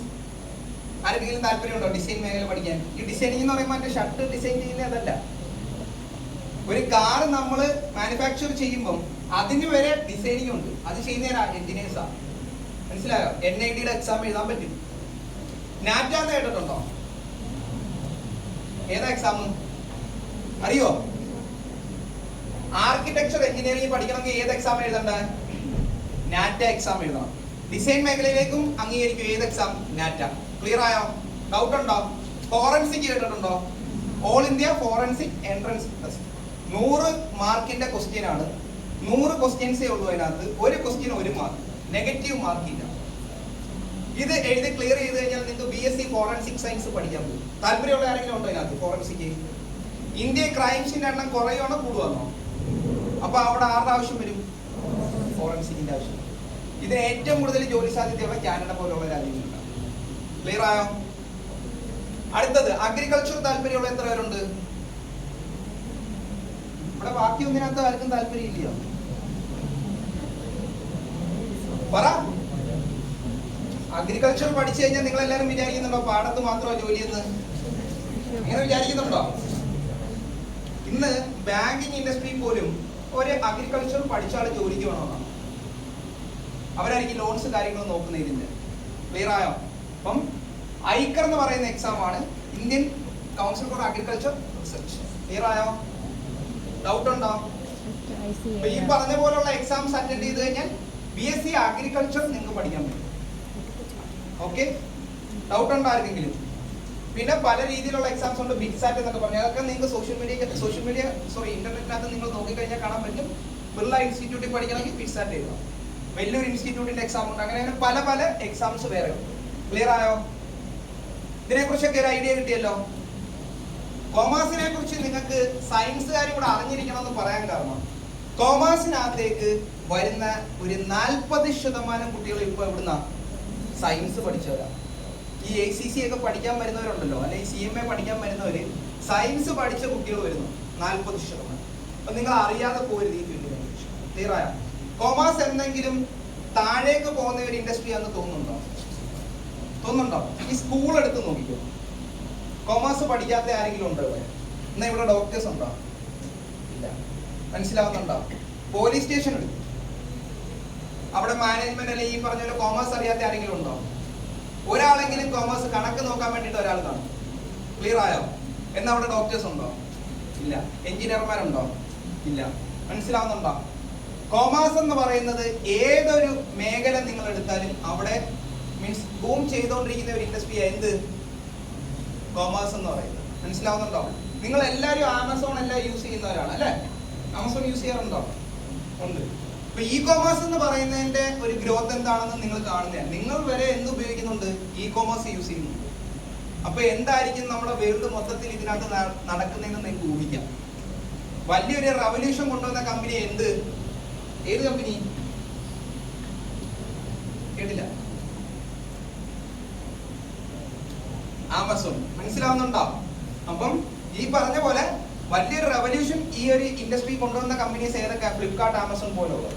അത് നിങ്ങൾ വരെ യൂസ് ചെയ്യുന്നുണ്ടെങ്കിൽ കൊമേഴ്സിനകത്ത് എവിടെയാണ് ഒരു ഗ്രോത്ത് വരുന്നത് നിങ്ങൾക്ക് തന്നെ ഒബ്സർവ് ചെയ്യാൻ പറ്റും. ആരെങ്കിലും ചിന്തിച്ചിട്ടുണ്ടോ ഇതിനെ പറ്റിയൊക്കെ? നിങ്ങൾ ഇന്ന് വീട്ടിൽ ഇരുന്നൊന്ന് കാര്യങ്ങളൊന്ന് ഇത് ചെയ്ത് ഓർഡർ ചെയ്ത് കഴിഞ്ഞാൽ നിങ്ങളുടെ വീട്ടിലെത്തുന്നില്ലേ സാധനങ്ങൾ? അല്ലേ? സ്വിഗ്ഗി അല്ലേ? അല്ലെങ്കിൽ ഇപ്പം ഇൻസ്റ്റാമാർട്ട് എന്ന് പറഞ്ഞിട്ട് സ്വിഗ്ഗിക്കകത്ത് തന്നെ മറ്റൊരു ഓപ്ഷൻ ഉണ്ട്. അറിയാമോ? അറിയാമോ? അറിയത്തില്ലയോ? അറിയാം. അപ്പൊ ഇതേപോലുള്ള വളരെ മീൻസ് നല്ല രീതിയിൽ ചേഞ്ചസ് വരുന്ന ഒരു ഇൻഡസ്ട്രി എന്ത്? കൊമേഴ്സ് എന്ന് പറയുന്നത്. ഇനി മറ്റൊരു കാര്യം കൂടെ ഞാൻ പറഞ്ഞുതരാം. ഈ കൊമേഴ്സിനകത്തുള്ള പ്രൊഫഷണൽ കോഴ്സസിനെ കുറിച്ച് നിങ്ങൾക്ക് എല്ലാവർക്കും ജസ്റ്റ് കുറച്ചൊക്കെ ധാരണയുണ്ട്. CA ഉണ്ട്, ACC ഉണ്ട് അല്ലെ? ഇപ്പൊ ഞാൻ പറഞ്ഞു വെച്ചൊരു ധാരണയുണ്ട്. എന്നാൽ ഇതിനകത്ത് എങ്ങനെയാണ് പഠിക്കേണ്ടത്, അല്ലെങ്കിൽ പഠിച്ചു കഴിഞ്ഞാൽ ഏതൊക്കെ മേഖലയിലാണ് ജോലി കിട്ടുന്നതെന്ന് ഞാൻ പറഞ്ഞുതരാം. ശ്രദ്ധിച്ചു കേൾക്കാവോ? ഇനി ശ്രദ്ധിച്ചു കേൾക്കണം. കാരണം ഇനി ഞാൻ ഇടയ്ക്കൂടെ ഓരോരുത്തരുടെ ചോദിക്കും. മനസ്സിലായോ? ഇല്ലെങ്കിൽ പിന്നെ ഞാൻ ഈ ക്ലാസ് എടുക്കുമ്പോൾ ഒരാളുടെ എടുത്തുന്നെങ്കിലും വിട്ടു പോകുന്നത് എനിക്ക് എത്ര സാറ്റിസ്ഫൈഡ്. അതുകൊണ്ടാണ് ഞാൻ ഇടയ്ക്കൂടെ ചോദിക്കുന്നത്. ക്ലിയർ ആയോ? ഓക്കെ ആണേ? പറയട്ടെ കാര്യങ്ങൾ. കൊമേഴ്സിനകത്ത് നമ്മൾ 3 മേഖലയായിട്ട് വേർതിരിച്ചിട്ടുണ്ട്. ഫിനാൻഷ്യൽ അക്കൗണ്ടിങ് ഉണ്ട്, മാനേജ്മെന്റ് അക്കൗണ്ടിങ് ഉണ്ട്, ലോ ഉണ്ട്. ഏതൊക്കെയാ? ഫിനാൻഷ്യൽ അക്കൗണ്ടിങ് ഉണ്ട്, മാനേജ്മെന്റ് അക്കൗണ്ടിങ് ഉണ്ട്, ലോ. ഫിനാൻഷ്യൽ അക്കൗണ്ടിങ്ങിന് അണ്ടർ വരുന്ന CA, ACC. ഓക്കെ? ഇത് PPT ഇടേണ്ടതാ. പക്ഷെ PPT ഇട്ട് കഴിഞ്ഞാൽ നിങ്ങൾ ഉറങ്ങും. അതുകൊണ്ടാണ് PPT ഇടാറ്. ഓക്കെ? CA ഉണ്ട്, ACC ഉണ്ട്. ക്ലിയർ ആയോ? ഓക്കെ. മാനേജ്മെന്റ് അക്കൗണ്ടിങ്ങിനകത്ത് CMA US ഉണ്ട്, CMA ഇന്ത്യ ഉണ്ട്. ഏതൊക്കെയാ? CMA US ഉണ്ട്, CMA ഇന്ത്യ. ലോഡ് അണ്ടർ വരുന്നതാണ് CS, കമ്പനി സെക്രട്ടറി. ഇനി മറക്കുവോ? ഡൗട്ട് ഉണ്ടെങ്കിൽ ഒന്നുകൂടെ ചോദിച്ചു, ഞാൻ ഒന്നുകൂടെ പറഞ്ഞുതരാം. ഡൗട്ട് ഉണ്ടോ? ലോഡ് അണ്ടർ വരുന്നത് CS, company secretary. CMA US, CMA India. Doubt ഉണ്ടോ ആർക്കെങ്കിലും? എന്നാ ഞാൻ ചോദിക്കട്ടെ? പറഞ്ഞോ. ഫിനാൻഷ്യൽ അക്കൗണ്ടിങ്ങിന് അണ്ടർ വരുന്നത് ഏതൊക്കെയാ? മാനേജ്മെന്റ് അക്കൗണ്ടിങ്ങിന് അണ്ടർ വരുന്നത്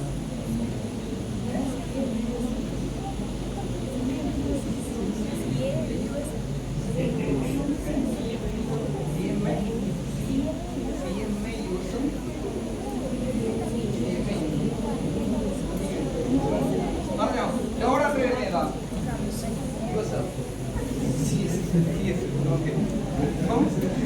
ഏതാ മറ്റേ മാനേജ്മെന്റ് അക്കൗണ്ടിങ്ങിന് അണ്ടർ വരുന്നത് ഏതാ? പറയാമോ? ലോഡ് അണ്ടർ വരുന്നത് ഏതാ? കമ്പനി. എന്താ സംഭവം എന്നറിയാം? പെൺകുട്ടികളെല്ലാം ശ്രദ്ധിക്കുന്നുണ്ട്. നിങ്ങൾക്ക് ആർക്കും ഇത് ആവശ്യമില്ല. പെൺകുട്ടികളെല്ലാവരും ഇത് ശ്രദ്ധിച്ചിട്ടുണ്ട്. ഇതിനകത്ത് 1-2 പേരൊക്കെ ശ്രദ്ധിക്കുന്നുണ്ട്, കുറച്ച് പേരൊക്കെ ശ്രദ്ധിക്കുന്നുണ്ട്, കുറച്ച് പേർക്ക് മൈൻഡ് ഇവിടെ അല്ല. ഇന്ന് വൈകിട്ട് ഫുട്ബോൾ കളി ഉണ്ടാവും. പണ്ട് സെന്റ് ഗ്രിഗോറിയസ്, അമൃത, ശ്രീബുദ്ധ, ലോർഡ്സ്, പിന്നെ ശ്രീനാരായണ, ഈ സ്കൂളുകളെല്ലാരും കൂടെ ഒരു സർക്കിളുണ്ട് കരുനാഗപ്പള്ളിയിൽ. ഇവരെല്ലാരും ചിലപ്പോൾ കരുനാഗപ്പള്ളിലായിരിക്കും ഈ ട്യൂഷൻ അങ്ങനെയുള്ള കാര്യങ്ങൾക്ക് എല്ലാവരും കൂടുന്നത് അവിടെ ആയിരിക്കും. ഫുട്ബോൾ കളിക്കുന്ന ഇവിടെ മണ്ണടുത്ത് കുഴി എന്ന് പറഞ്ഞിട്ടൊരു ഗ്രൗണ്ട് ഉണ്ടായിരുന്നു. എന്നാന്നറിയാം, 2014 ഞാൻ +2 പാസ് ആവുന്നത്. മനസ്സിലായോ?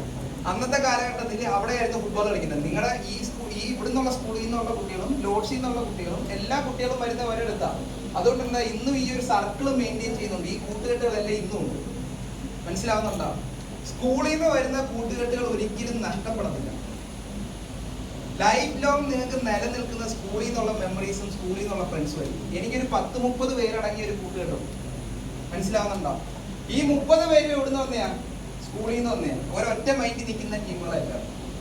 മനസ്സിലായോ?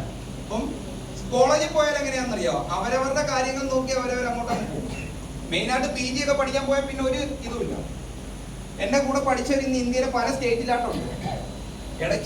വിളിച്ച് കഴിഞ്ഞു കഴിഞ്ഞാൽ അതേപോലെ കാര്യം പറയും. പക്ഷെ അതേപോലെ സുഹൃബന്ധം മെയിൻറ്റെയിൻ ചെയ്യുന്നുണ്ടോ? ഇല്ല. എന്നാൽ ഈ 30 പേര് എവിടുന്ന് വന്നെയാ? സ്കൂളിൽ നിന്ന് വന്നെയാ. അതുകൊണ്ട് സ്കൂൾ ലൈഫ് ഉറപ്പായിട്ടും നിങ്ങൾ എൻജോയ് ചെയ്യണം. നിങ്ങളൊരു 10 വർഷത്തിന് ശേഷം ഒരു കമ്പനിയിൽ പോയി ജോലി ചെയ്യുമ്പോഴേ നിങ്ങൾക്ക് അത് മനസ്സിലാവത്തുള്ളൂ. സ്കൂൾ ലൈഫിൽ ഒന്നും കൂടെ പോകണമെന്ന് നിങ്ങൾക്ക് തോന്നും ഒരു കാലഘട്ടത്തിൽ. അതുകൊണ്ട് ഇപ്പൊ പ്രസന്റിലാ സ്കൂൾ ലൈഫ് നല്ലോണം എൻജോയ് ചെയ്യുക. അതിന്റെ കൂട്ടത്തിൽ ഫ്യൂച്ചർ എങ്ങോട്ടേക്ക് പോകണമെന്നും കൂടെ തീരുമാനിക്കുക.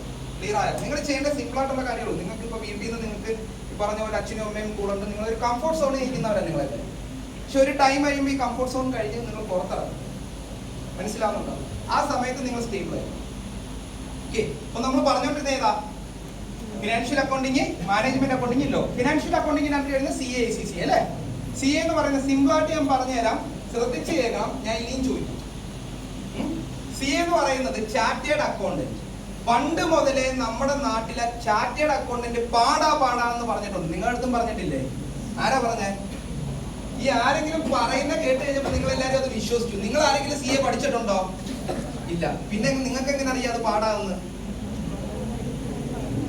പറയോ? സൊസൈറ്റി നിങ്ങളെ കൊണ്ടുവരുന്ന ഇൻഫ്ലുവൻസ് എന്ന് പറയുന്നത് നമ്മൾ വിചാരിക്കുന്ന രീതിയല്ല. ക്ലിയർ ആവുന്നുണ്ടോ? സൊസൈറ്റി നിങ്ങൾ കൊണ്ടുവരുന്ന ഇൻഫ്ലുവൻസിലാണ് നിങ്ങൾ എല്ലാവരും ജീവിച്ചുകൊണ്ടിരിക്കുന്നത്. സൊസൈറ്റി എന്ത് വിചാരിക്കും? സൊസൈറ്റി എന്താണോ പറയുന്നത് ആ രീതിയിലാണ് നിങ്ങൾ എല്ലാവരും ചെയ്യുന്നത്. എന്നാൽ CA നിങ്ങളാരും പഠിച്ചിട്ടുമില്ല, നിങ്ങളുടെ എല്ലാവരുടെയും മൈൻഡിൽ പാടാവുന്നത്. എന്താണ് ഈ ഒരു സംഭവം എന്നറിയാമോ? ഇതിന്റെ ഒരു ഹിസ്റ്ററി ഞാൻ പെട്ടെന്ന് പറഞ്ഞുതരാം. 1980 കാലഘട്ടത്തിലാണ് CA പഠിപ്പിക്കുന്ന ഒരൊറ്റ സ്ഥലത്തായിരുന്നു, ചെന്നൈ. മനസ്സിലാവുന്നുണ്ടോ? കേരളത്തിൽ നിന്നുള്ളവർക്ക് ഇവിടെ മെന്റർഷിപ്പ് കിട്ടാത്തതുകൊണ്ട് എവിടെ പോകും? ചെന്നൈ പോകും. നല്ല ക്ലൈമറ്റ് ആണോ? അല്ല. നല്ല ഫുഡ് കിട്ടുമോ? നല്ല സ്റ്റേ കിട്ടുമോ? ഇല്ല. അവിടെ പോയി കഴിഞ്ഞു കഴിഞ്ഞാൽ ഈ പറഞ്ഞ രീതിയിൽ പഠിച്ചവർക്കൊന്നും 10 പേര് പോയിട്ടുണ്ടെങ്കിൽ 1-2 പേര് പോലും പാസ്സായിട്ടില്ല അന്നത്തെ കാലം. മനസ്സിലാവുന്നുണ്ടോ? 100%-4% അന്നത്തെ കാലഘട്ടത്തെ പാസിംഗ് റേറ്റ്. ക്ലിയർ ആയോ? അതായിരുന്നു അന്നത്തെ കാലഘട്ടം. 90 കാലഘട്ടം കഴിഞ്ഞു, 2000 ആയി, 2010 ആയി, 2020 ആയി. ഇന്ന് കേരളത്തിലെ റവല്യൂഷൻ കൊണ്ടുവന്ന ഒരു കമ്പനി ഏത്? ലക്ഷ്യ. മനസ്സിലാവുന്നുണ്ടോ? ലക്ഷ്യ വന്നതിന് നിങ്ങൾ നോക്കിയാൽ ലക്ഷ്യ വന്നതിന് ശേഷം ബാക്കിയുള്ള എല്ലാ സ്ഥാപനങ്ങളും വരാൻ തുടങ്ങി. അതിനു മുമ്പേ നമ്മുടെ ട്രിവാൻഡ്രത്തെ ICA ഭവൻ മാത്രമേ ഉള്ളായിരുന്നു. ക്ലിയർ ആയോ? അപ്പൊ ഈ ലക്ഷ്യ കൊണ്ടുവന്ന റവല്യൂഷൻ അത് നമുക്ക് വിചാരിക്കുന്നതിലും അപ്പുറം. CA-ക്കകത്ത് 65% ലക്ഷ്യയുടെ പാസിംഗ് പെർസെന്റേജ്, ACC-ക്കകത്ത് 90% പാസിംഗ് പെർസെന്റേജ്. മനസ്സിലായോ എന്താ റവല്യൂഷൻ എന്നുള്ളത്? ക്ലിയർ ആവുന്നുണ്ടോ? ഇതാണ് നമ്മൾ കൊണ്ടുവന്നേക്കുന്ന മാറ്റം. അപ്പൊ നിങ്ങൾ മനസ്സിലാക്കേണ്ടത് ഇന്ന് കേരളത്തിലെ ലക്ഷ്യം വന്ന് പഠിക്കണമെന്നൊന്നും അല്ല ഞാൻ പറയുന്നത്. നിങ്ങൾക്ക് ഏത് സ്ഥാപനത്തിൽ വേണമെങ്കിലും പൊക്കോ, ഏത് സ്ഥാപനം നല്ല അധ്യാപകരുണ്ടെങ്കിൽ മാത്രമേ അത് റൺ ആവൂ. നിങ്ങൾ എവിടെ വേണമെങ്കിലും പൊക്കോ. പക്ഷെ CA പാടാണെന്ന് വിചാരിച്ച് മാറിയിരിക്കും. ക്ലിയർ ആയോ? ഇന്ന് CA പാസ്സാവുന്ന ഒരുപാട് കുട്ടികൾ നമുക്ക് കേരളത്തിൽ തന്നെ ഉണ്ട്. 3500 പേരെ CA, ACC, CMA എല്ലാം കൂടെ കഴിഞ്ഞതിന്റെ അങ്ങേ വർഷം പാസ്സാക്കി ലക്ഷ്യ. മനസ്സിലാവുന്നുണ്ടോ? ഈ പ്രാവശ്യം അത് 4200 ആയി, 4200 വരെ. ക്ലിയർ ആയോ? ഇതാണ് ഇതിനകത്ത് വരുന്ന മാറ്റം. നിങ്ങളെ കൊണ്ട് പറ്റാത്ത കാര്യങ്ങളൊന്നും ഇല്ല. CA എന്ന് പറയുന്നത് 16 പേപ്പറാണ് പഠിക്കാനുള്ള. ഇതിനകത്ത് ഫൗണ്ടേഷൻ, ഇന്റർ, ഫൈനൽ. ഏതൊക്കെയാ? ഫൗണ്ടേഷൻ ഉണ്ട്, ഇന്റർ ഉണ്ട്, ഫൈനൽ ഉണ്ട്. ഈ ഫൗണ്ടേഷൻ ഇന്ററിന് ശേഷം ഒരു ആർട്ടിക്കിൾഷിപ്പ് ഉണ്ട്. ഓക്കെ, ഒരു 2 വർഷം നിങ്ങൾ ഒരു സ്ഥാപനത്തിൽ വർക്ക് ചെയ്യുന്നുണ്ടായിരിക്കും, പ്രാക്ടീസ് ആണ്. ഓക്കെ, അതിനുശേഷമായിരിക്കും നിങ്ങൾ ഫൈനലായിരിക്കും. ഈ CA എന്ന് പറയുന്നത് നിങ്ങൾക്ക് ഒരു ഗുണം കൂടെ ഉണ്ട്. BCom പഠിച്ചതിന് ശേഷം CA എടുത്തു കഴിഞ്ഞാൽ, ശ്രദ്ധിച്ചു കേട്ടോ, BCom പഠിച്ചതിന് ശേഷം CA എടുത്തു കഴിഞ്ഞാൽ 4 പേപ്പർ നിങ്ങൾക്ക് എക്സംഷൻസ് ഉണ്ട്. എന്നുവെച്ചാൽ 16 പേപ്പറിനകത്ത് 4 പേപ്പർ മാറിയിട്ട് ബാക്കി 12 പേപ്പർ എഴുതി ക്ലിയർ ചെയ്താൽ നിങ്ങൾ ആരാവും? CA-ക്കാരാവും. ഡൗട്ട് ഉണ്ടോ? ഡൗട്ട് ഉണ്ടെങ്കിൽ ചോദിച്ചോ, ഓപ്പണായിട്ട് എന്നോട് ചോദിച്ചാൽ പറഞ്ഞുതരാം. ഡൗട്ട് ഉണ്ടോ? BCom-കാർക്ക് എത്ര പേപ്പർ എഴുതണം? BCom-കാർക്ക് 4 പേപ്പർ എക്സംഷൻ ഉണ്ട്, ബാക്കി 12 പേപ്പർ എഴുതിയാൽ മതി. എന്തിന്? CA-കാരനാവാൻ. ഡൗട്ട് ഉണ്ടോ? ഇനി മറക്കോ? ഇല്ല. CA-ക്കകത്ത് ഏതൊക്കെ ലെവലാ? ഫൗണ്ടേഷൻ, ഇന്റർ ഉണ്ട്, ഫൈനൽ ഉണ്ട്. ഇന്റർ കഴിഞ്ഞിട്ട് ആർട്ടിക്കിൾഷിപ്പ് ഉണ്ട്. ഓക്കെ, ഇപ്പൊ ഈ പറഞ്ഞ പോലെ CA പഠിച്ചു കഴിഞ്ഞാലുള്ള ഗുണം എന്താണെന്നറിയാമോ? ഒരു ഡോക്ടർ മേടിക്കുന്നതിനെക്കാട്ടിലും സാലറി CA-ക്കാരൻ മേടിക്കുന്നുണ്ടെന്ന് പറഞ്ഞാൽ നിങ്ങൾ വിശ്വസിക്കും? ഇല്ല. നമ്മൾ പുറത്തോട്ട് ഇറങ്ങി കഴിഞ്ഞാൽ CA-ക്കാരൻ എന്ന് പറഞ്ഞ് ബോർഡ് വെച്ച് എത്ര സ്ഥാപനമുണ്ട്? ആരെങ്കിലും കണ്ടിട്ടുണ്ടോ? ഒരു CA-ക്കാരനെ ഡയറക്റ്റ് കണ്ട എത്ര പേരുണ്ട് ഇതിനകത്ത്? ചുരുക്കത്തിൽ ചിലരെ കണ്ടിട്ടുള്ളൂ അല്ലേ? എന്തുകൊണ്ടാ? ഇവരാരെങ്കിലും പുറത്തിറങ്ങി ജോലി ചെയ്യുന്നവരാണോ? വീട്ടിൽ ഇരുന്ന് പൈസ മേടിക്കുന്ന ടീമുകളാണ്. മനസ്സിലായോ? എന്റെ CA അല്ലെങ്കിൽ എന്റെ ഇൻകം ടാക്സ് ഫയൽ ചെയ്യുന്ന ആളുടെ മാസ വരുമാനം 4 ലക്ഷം രൂപ. പഠിച്ചിറങ്ങി 2.5 വർഷം കഴിഞ്ഞതേ ഉള്ളേ. അപ്പം നിങ്ങൾ ആരെങ്കിലും എക്സ്പീരിയൻസ്ഡ് ആയിട്ടുള്ളവർ എത്ര രൂപ മേടിക്കുന്നുണ്ട്? 8 ലക്ഷം രൂപയ്ക്ക് മേളിൽ മേടിക്കുന്ന CA-ക്കാരുണ്ട് കരുനാഗപ്പള്ളിയിൽ. മനസ്സിലാവുന്നുണ്ടോ? CA എന്ന് പറയുന്ന അതേപോലെ സ്കോപ്പ് ഉള്ള ഒരു ഏരിയ. 4 ലക്ഷം പേരെ ഇന്ന് ഇന്ത്യയിൽ പഠിച്ചിറങ്ങിയിട്ടുള്ളൂ. 2050 കൂടി 55 ലക്ഷം പേരുടെ റിക്വയർമെന്റ് വരും. ഏത് കോമേഴ്സിന്റെ പ്രൊഫഷണൽ കോഴ്സസിന്, അത് CA, ACCA, CMA എല്ലാ കോഴ്സസിനും കൂടെ എത്ര വരും എന്ന് പറഞ്ഞാൽ 55 ലക്ഷം പേരുടെ റിക്വയർമെന്റ് വരും. എവിടെ? ഇന്ത്യയിൽ മാത്രം. മനസ്സിലാവുന്നുണ്ടോ? ഡൗട്ട് ഉണ്ടോ? UAE-യിലും അതിന്റെ കൂട്ട് തന്നെ റിക്വയർമെന്റ് വരുന്ന സ്ഥലമാണ്. എല്ലാ രാജ്യങ്ങളിലും ഇതിനുള്ള റിക്വയർമെന്റ്സ് ഉണ്ട്. ക്ലിയർ ആയോ? CA പഠിച്ചു കഴിഞ്ഞാൽ ഇന്ത്യ മാത്രമേ സൈനിങ് അതോറിറ്റി ഉള്ളൂ.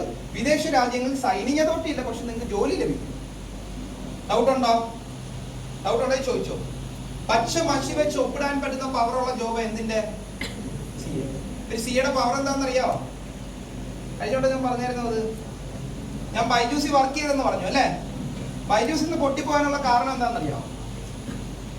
അറിയോ? ആദ്യ കാരണം എന്ന് വെച്ച് കഴിഞ്ഞാൽ അതിന്റെ പോസ്റ്റിംഗ് സർവീസ് കറക്റ്റ് ആയിരുന്നു. ഇതിനകത്ത് ബൈജൂസ് ഉപയോഗിച്ച് 1-2 വരിക. ഒന്ന് കൈവക്കാ. 1, 2, 3. കാരണം എന്താന്ന് പറയട്ടെ. ഞാൻ ഇത് ഇത്രയും പ്രെഡിക്റ്റബിൾ ആയിട്ട് കറക്റ്റ് ആയിട്ട് പറയാൻ കാരണം എന്താണെന്നറിയോ? ബൈജൂസിന്റെ മാർക്കറ്റിംഗ് അതേപോലെ ആയിരുന്നു. 4 വർഷം അവിടെ നിന്നുകൊണ്ട് അതിന്റെ ഒരു എന്താ പറയാ, ഇത് താഴെ കിടന്നതും മുകളിലേക്ക് കയറിയതും താഴോട്ട് പോയപ്പോഴും എല്ലാം ഞാൻ അവിടെ ഉണ്ടായിരുന്നു, ബൈജൂസിനുണ്ടായിരുന്നു. അതുകൊണ്ട് ഇത്ര ഉറപ്പായിട്ടും പറഞ്ഞ് ഇതിനകത്തൊരു 2-3 പേര് ഉപയോഗിച്ചിട്ടുണ്ട്. മനസ്സിലാവുന്നുണ്ടോ? അപ്പൊ ഈ ഒരു രീതിയിൽ ബൈജൂസ് കയറി വന്നപ്പോൾ 48,000 കോടി രൂപയുടെ ആസ്തി ഉണ്ടായിരുന്നു. എന്തിന്? ബൈജൂസിൽ. ഇത് ഇല്ലാതാക്കി ആരാന്ന് പറയാമോ? ഒരൊറ്റ CA-കാരന്. മനസ്സിലായോ CA-യുടെ പവർ എന്താന്നുള്ളത്? ബൈജൂസ് ഈ 48,000 കോടി ആസ്തി കയറുമ്പോഴും ഇതിന്റെ പോസ്റ്റ് സർവീസ് കറക്റ്റ് അല്ലായിരുന്നു. ഒരാൾക്ക് അത് കറക്റ്റ് സർവീസ് കിട്ടിയില്ലെങ്കിൽ ഞാൻ വഴി 10 പേരുടെ അടുത്തുള്ള ഇത് പോവും, നെഗറ്റീവോ. മനസ്സിലാവുന്നുണ്ടോ? വേർഡ് ബൈ മൗത്ത് എന്ന് പറയും. അത് മാത്രമാണ് ആദ്യ കാരണം. രണ്ടാമത്തെ കാരണം, ബൈജൂസ് IPO ആക്കാൻ വേണ്ടിയിട്ട് പോയ കമ്പനി. IPO ആക്കിയായിരുന്നെങ്കിൽ ബൈജൂസ് ഈ ലെവലിൽ നിൽക്കത്തില്ല, MNC ആയി പോയത്, മൾട്ടിനാഷണൽ കമ്പനിയായിട്ട് മാറി. അല്ലെങ്കിലും ഉണ്ടായിരുന്നു 29 രാജ്യങ്ങളിൽ എന്തുണ്ടായിരുന്നു, ബൈജൂസ് ഉണ്ടായിരുന്നു. പക്ഷെ പ്രോപ്പർ റണ്ണിങ് ആയി മാറിയത് എന്ത്? IPO ആക്കിയായിരുന്നു, പബ്ലിക് ഷെയർ ആക്കിയായിരുന്നു. പബ്ലിക് ഷെയർ ആക്കുന്ന സമയത്ത് ബൈജൂസ് കൊണ്ട് എവിടെ കൊടുക്കുന്ന? ഡെലോയിറ്റിന്റെ കൊടുക്കുന്ന ഓഡിറ്റിംഗ് കൊടുത്തപ്പോ എന്ത് ചെയ്തു? ഓഡിറ്റിങ്ങിനകത്ത് ഡെലോയിറ്റ് റിജക്ട് അടിച്ചു. ഇതിനെ? ബൈജൂസിനെ. രണ്ടാമത്തെ കാരണം അതാ. ഇൻവെസ്റ്റേഴ്സ് എല്ലാം എന്ത് ചെയ്തു? പൈസ എല്ലാം പിൻവലിച്ചുകൊണ്ട് പോയി. ഫേസ്ബുക്കിന് വരെ ഇൻവെസ്റ്റ്മെന്റ് ഉള്ള കമ്പനിയായിരുന്നു. ഏത്? മാർക്ക് സുക്കൻബർഗിന് വരെ ഫോൺ വിളിച്ച് മറ്റേ ഇൻവെസ്റ്റ്മെന്റിന് റിട്ടേൺസ് കൊടുക്കേണ്ട ആളാര്? ബൈജു രവീന്ദ്രൻ എന്ന് പറയുന്നത്. അതേപോലെ നിന്ന കമ്പനിയാണ് എന്ത്? ബൈജൂസ്. ഫിഫ വേൾഡ് കപ്പിനെ സ്പോൺസർ ചെയ്തു. ഇന്ത്യൻ ജേഴ്സി ബൈജൂസ് എന്നായിരുന്നു. ഒരാളുടെ പേര് എഴുതി വെച്ച ഏക വ്യക്തി ബൈജു രവീന്ദ്രൻ. ഇന്ത്യൻ ജേഴ്സിക്കകത്ത് ആ ആളുടെ പേരാണ് ബൈജു. മനസ്സിലാവുന്നുണ്ടോ എന്താണ് ആ കമ്പനിയുടെ പവർ എന്ന്? ആ രീതി വന്ന കമ്പനി ഒന്നും അല്ലാതാവാൻ ഒരു CA-കാരന് പറ്റും. മനസ്സിലാവുന്നുണ്ടോ CA-യുടെ പവർ എന്താന്നുള്ള? ഈ ED റൈഡ് എന്ന് കേട്ടിട്ടുണ്ടോ? ഓരോരുത്തരുടെ വീട്ടിലൂടെയൊക്കെ ആരാ കയറുന്നത്? മനസ്സിലാവുന്നുണ്ടോ? ഇൻകം ടാക്സിൽ നിന്ന് പോകുന്ന CA-കാരനാ. മനസ്സിലാവുന്നുണ്ടോ? ഇതെല്ലാം നിങ്ങൾ മനസ്സിലാക്കി. ഇതിന്റെ പവർ ഇതേപോലെയുള്ള ജോബിനകത്ത് നിങ്ങൾക്ക് കയറാം. സെൻട്രൽ ഗവൺമെന്റ് കയറാൻ പറ്റി കഴിഞ്ഞാൽ നിങ്ങളുടെ ലൈഫ് സെറ്റിൽഡ് ആവും. ഡൗട്ട് ഉണ്ടോ? ഇല്ല. CA പഠിക്കണമെന്ന് ഇപ്പൊ എത്ര പേർക്കെങ്കിലും ആഗ്രഹം തോന്നുന്നുണ്ടോ? അടുത്ത കേൾക്കുമ്പോ കുറച്ചും കൂടെ രസമാണ്. ഈ CA-യുടെ പവറിന്റെ കൂട്ട് തന്നെ അടുത്ത നിങ്ങൾക്ക് എല്ലാവർക്കും വിദേശത്ത് പോകണമെന്ന് ആഗ്രഹമുള്ള കുറച്ച് പേരുണ്ടെന്ന് പറഞ്ഞില്ല. 1904 ഞാനൊരു കഥ വിട്ടുപോയി. ആ കഥ അവസാനം ഞാൻ പറഞ്ഞുതരാം. 1904 പുറത്തു വന്ന ഒരു കോഴ്സാ ACCA. ആര് കൊണ്ടുവന്നയാ? UK ഗവൺമെന്റ് കൊണ്ടുവന്ന കോഴ്സാണ്. മനസ്സിലാവുന്നുണ്ടോ? ഇന്ന് ആർക്കെങ്കിലും അതിനെ കുറിച്ച് അറിയാമോ? 2025 ആയിട്ട് നിങ്ങൾക്ക് ആർക്കും അതിനെപ്പറ്റി അറിയില്ല. മനസ്സിലായോ? ഈ ACCA എന്ന് പറയുന്നത് CA-യുടെ ഇന്റർനാഷണൽ വെർഷനാ. എന്ത്? CA-യുടെ കുറച്ചും കൂടെ തലതൊട്ടപ്പൻ എന്ന് വേണമെങ്കിൽ പറയാം. മനസ്സിലാവുന്നുണ്ടോ? കാരണം ACCA എന്ന് പറയുന്നത് UK ഗവൺമെന്റ് കൊണ്ടുവന്ന കോഴ്സ് എന്ന് മാത്രമല്ല, ഇതിന് ഇന്ത്യൻ സൈനിങ് അതോറിറ്റി ഇല്ല കേട്ടോ.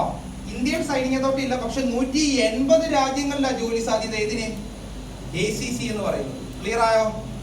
ACCA എന്ന് പറയുന്ന കോഴ്സിനകത്ത് പഠിക്കാൻ കുറച്ചും കൂടെ നിങ്ങൾക്ക് എളുപ്പമാണ്.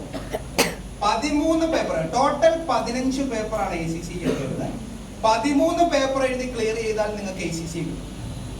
BCom പഠിക്കുന്ന വ്യക്തിയാണെങ്കിൽ 5 പേപ്പർ എക്സംഷൻസും കൂടെ കിട്ടും. ബാക്കി 8 പേപ്പർ എഴുതി എടുത്താൽ മതി. എന്തിന്? ACCA. വെറും 8 പേപ്പർ പഠിച്ചു കഴിഞ്ഞാൽ നിങ്ങൾക്ക് എന്ത് കിട്ടുന്നുണ്ട്? പ്രൊഫഷണൽ കോഴ്സ് കിട്ടുന്നുണ്ട്. എഞ്ചിനീയറിംഗിന് എത്ര പേപ്പർ ഉണ്ടെന്ന് അറിയാം?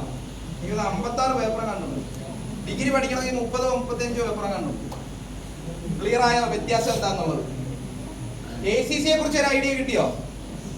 എത്ര പേപ്പർ ഉണ്ട് ടോട്ടൽ? 15. 13 പേപ്പർ അതിനകത്ത് ക്ലിയർ ചെയ്താൽ ACC കിട്ടും. ബികോം പഠിക്കുന്ന വ്യക്തിക്ക് 5 പേപ്പർ എക്സംഷൻസും കൂടെ കിട്ടും. അതിനകത്ത് 8 പേപ്പർ എഴുതിയാൽ ACC കിട്ടും. ഈ 3 വർഷം കൊണ്ട് എങ്ങനെയാണ് നമ്മൾ ബികോം പ്ലസ് ACC കൊടുക്കുന്നതെന്ന് ഇപ്പോൾ ഒരു ഐഡിയ കിട്ടിയോ? ബികോം പഠിക്കുന്നതിന്റെ കൂടെ ഈ 8 പേപ്പറും കൂടെ പഠിപ്പിച്ചെങ്കിൽ കഴിയും. ബികോം കഴിഞ്ഞ് ഫസ്റ്റ് സെമസ്റ്റർ കഴിഞ്ഞാൽ തന്നെ അവർ എലിജിബിൾ ആയി. എന്തിനു വേണ്ടിയിട്ട്? എക്സംഷൻസിന് വേണ്ടിയിട്ട്. അവിടെ തന്നെ 5 പേപ്പർ അവർക്ക് പോയി. അത് കഴിയുമ്പോൾ അവർക്ക് 8 പേപ്പർ പഠിച്ചാൽ മതി. ഡിഗ്രി പഠിക്കുന്നതിന്റെ കൂടെ 8 പേപ്പറും കൂടെ പഠിച്ചു കഴിഞ്ഞാൽ ഡിഗ്രി ബികോം പ്ലസ് ACC കിട്ടും. ഡൗട്ട് ഉണ്ടോ? Association of certified chartered accountants. Doubt ഉണ്ടോ? ഫിനാൻഷ്യൽ അക്കൗണ്ടിങ്ങിനകത്ത് 2 മേഖലയെ കുറിച്ച് ഞാൻ സംസാരിച്ചു. ആരെങ്കിലും ഡൗട്ട് ഉണ്ടോ? ഇല്ല. ഒരിക്കലുമല്ല. സിഎക്ക് നല്ല സ്കോപ്പ് ഉള്ള ഒരു കോഴ്സാണ്. പക്ഷെ ഇന്റർനാഷണൽ മേഖലയിൽ ആ ഒരു ലെവലിലേക്ക് നമ്മൾ നോക്കുമ്പോൾ ഉറപ്പായിട്ട് ACC ആണ്. സിഎക്ക് നമുക്ക് ഉറപ്പായിട്ട് UAE ജോലി കിട്ടും, എല്ലായിടത്തും ജോലി കിട്ടും. പക്ഷെ സൈനിങ് അതോറിറ്റി ഇന്ത്യ മാത്രമേ ഉള്ളൂ. മനസ്സിലായോ? ACC എവിടെയാണ്? 180 രാജ്യങ്ങൾ നോക്കുക. ഡൗട്ട് ഉണ്ടോ?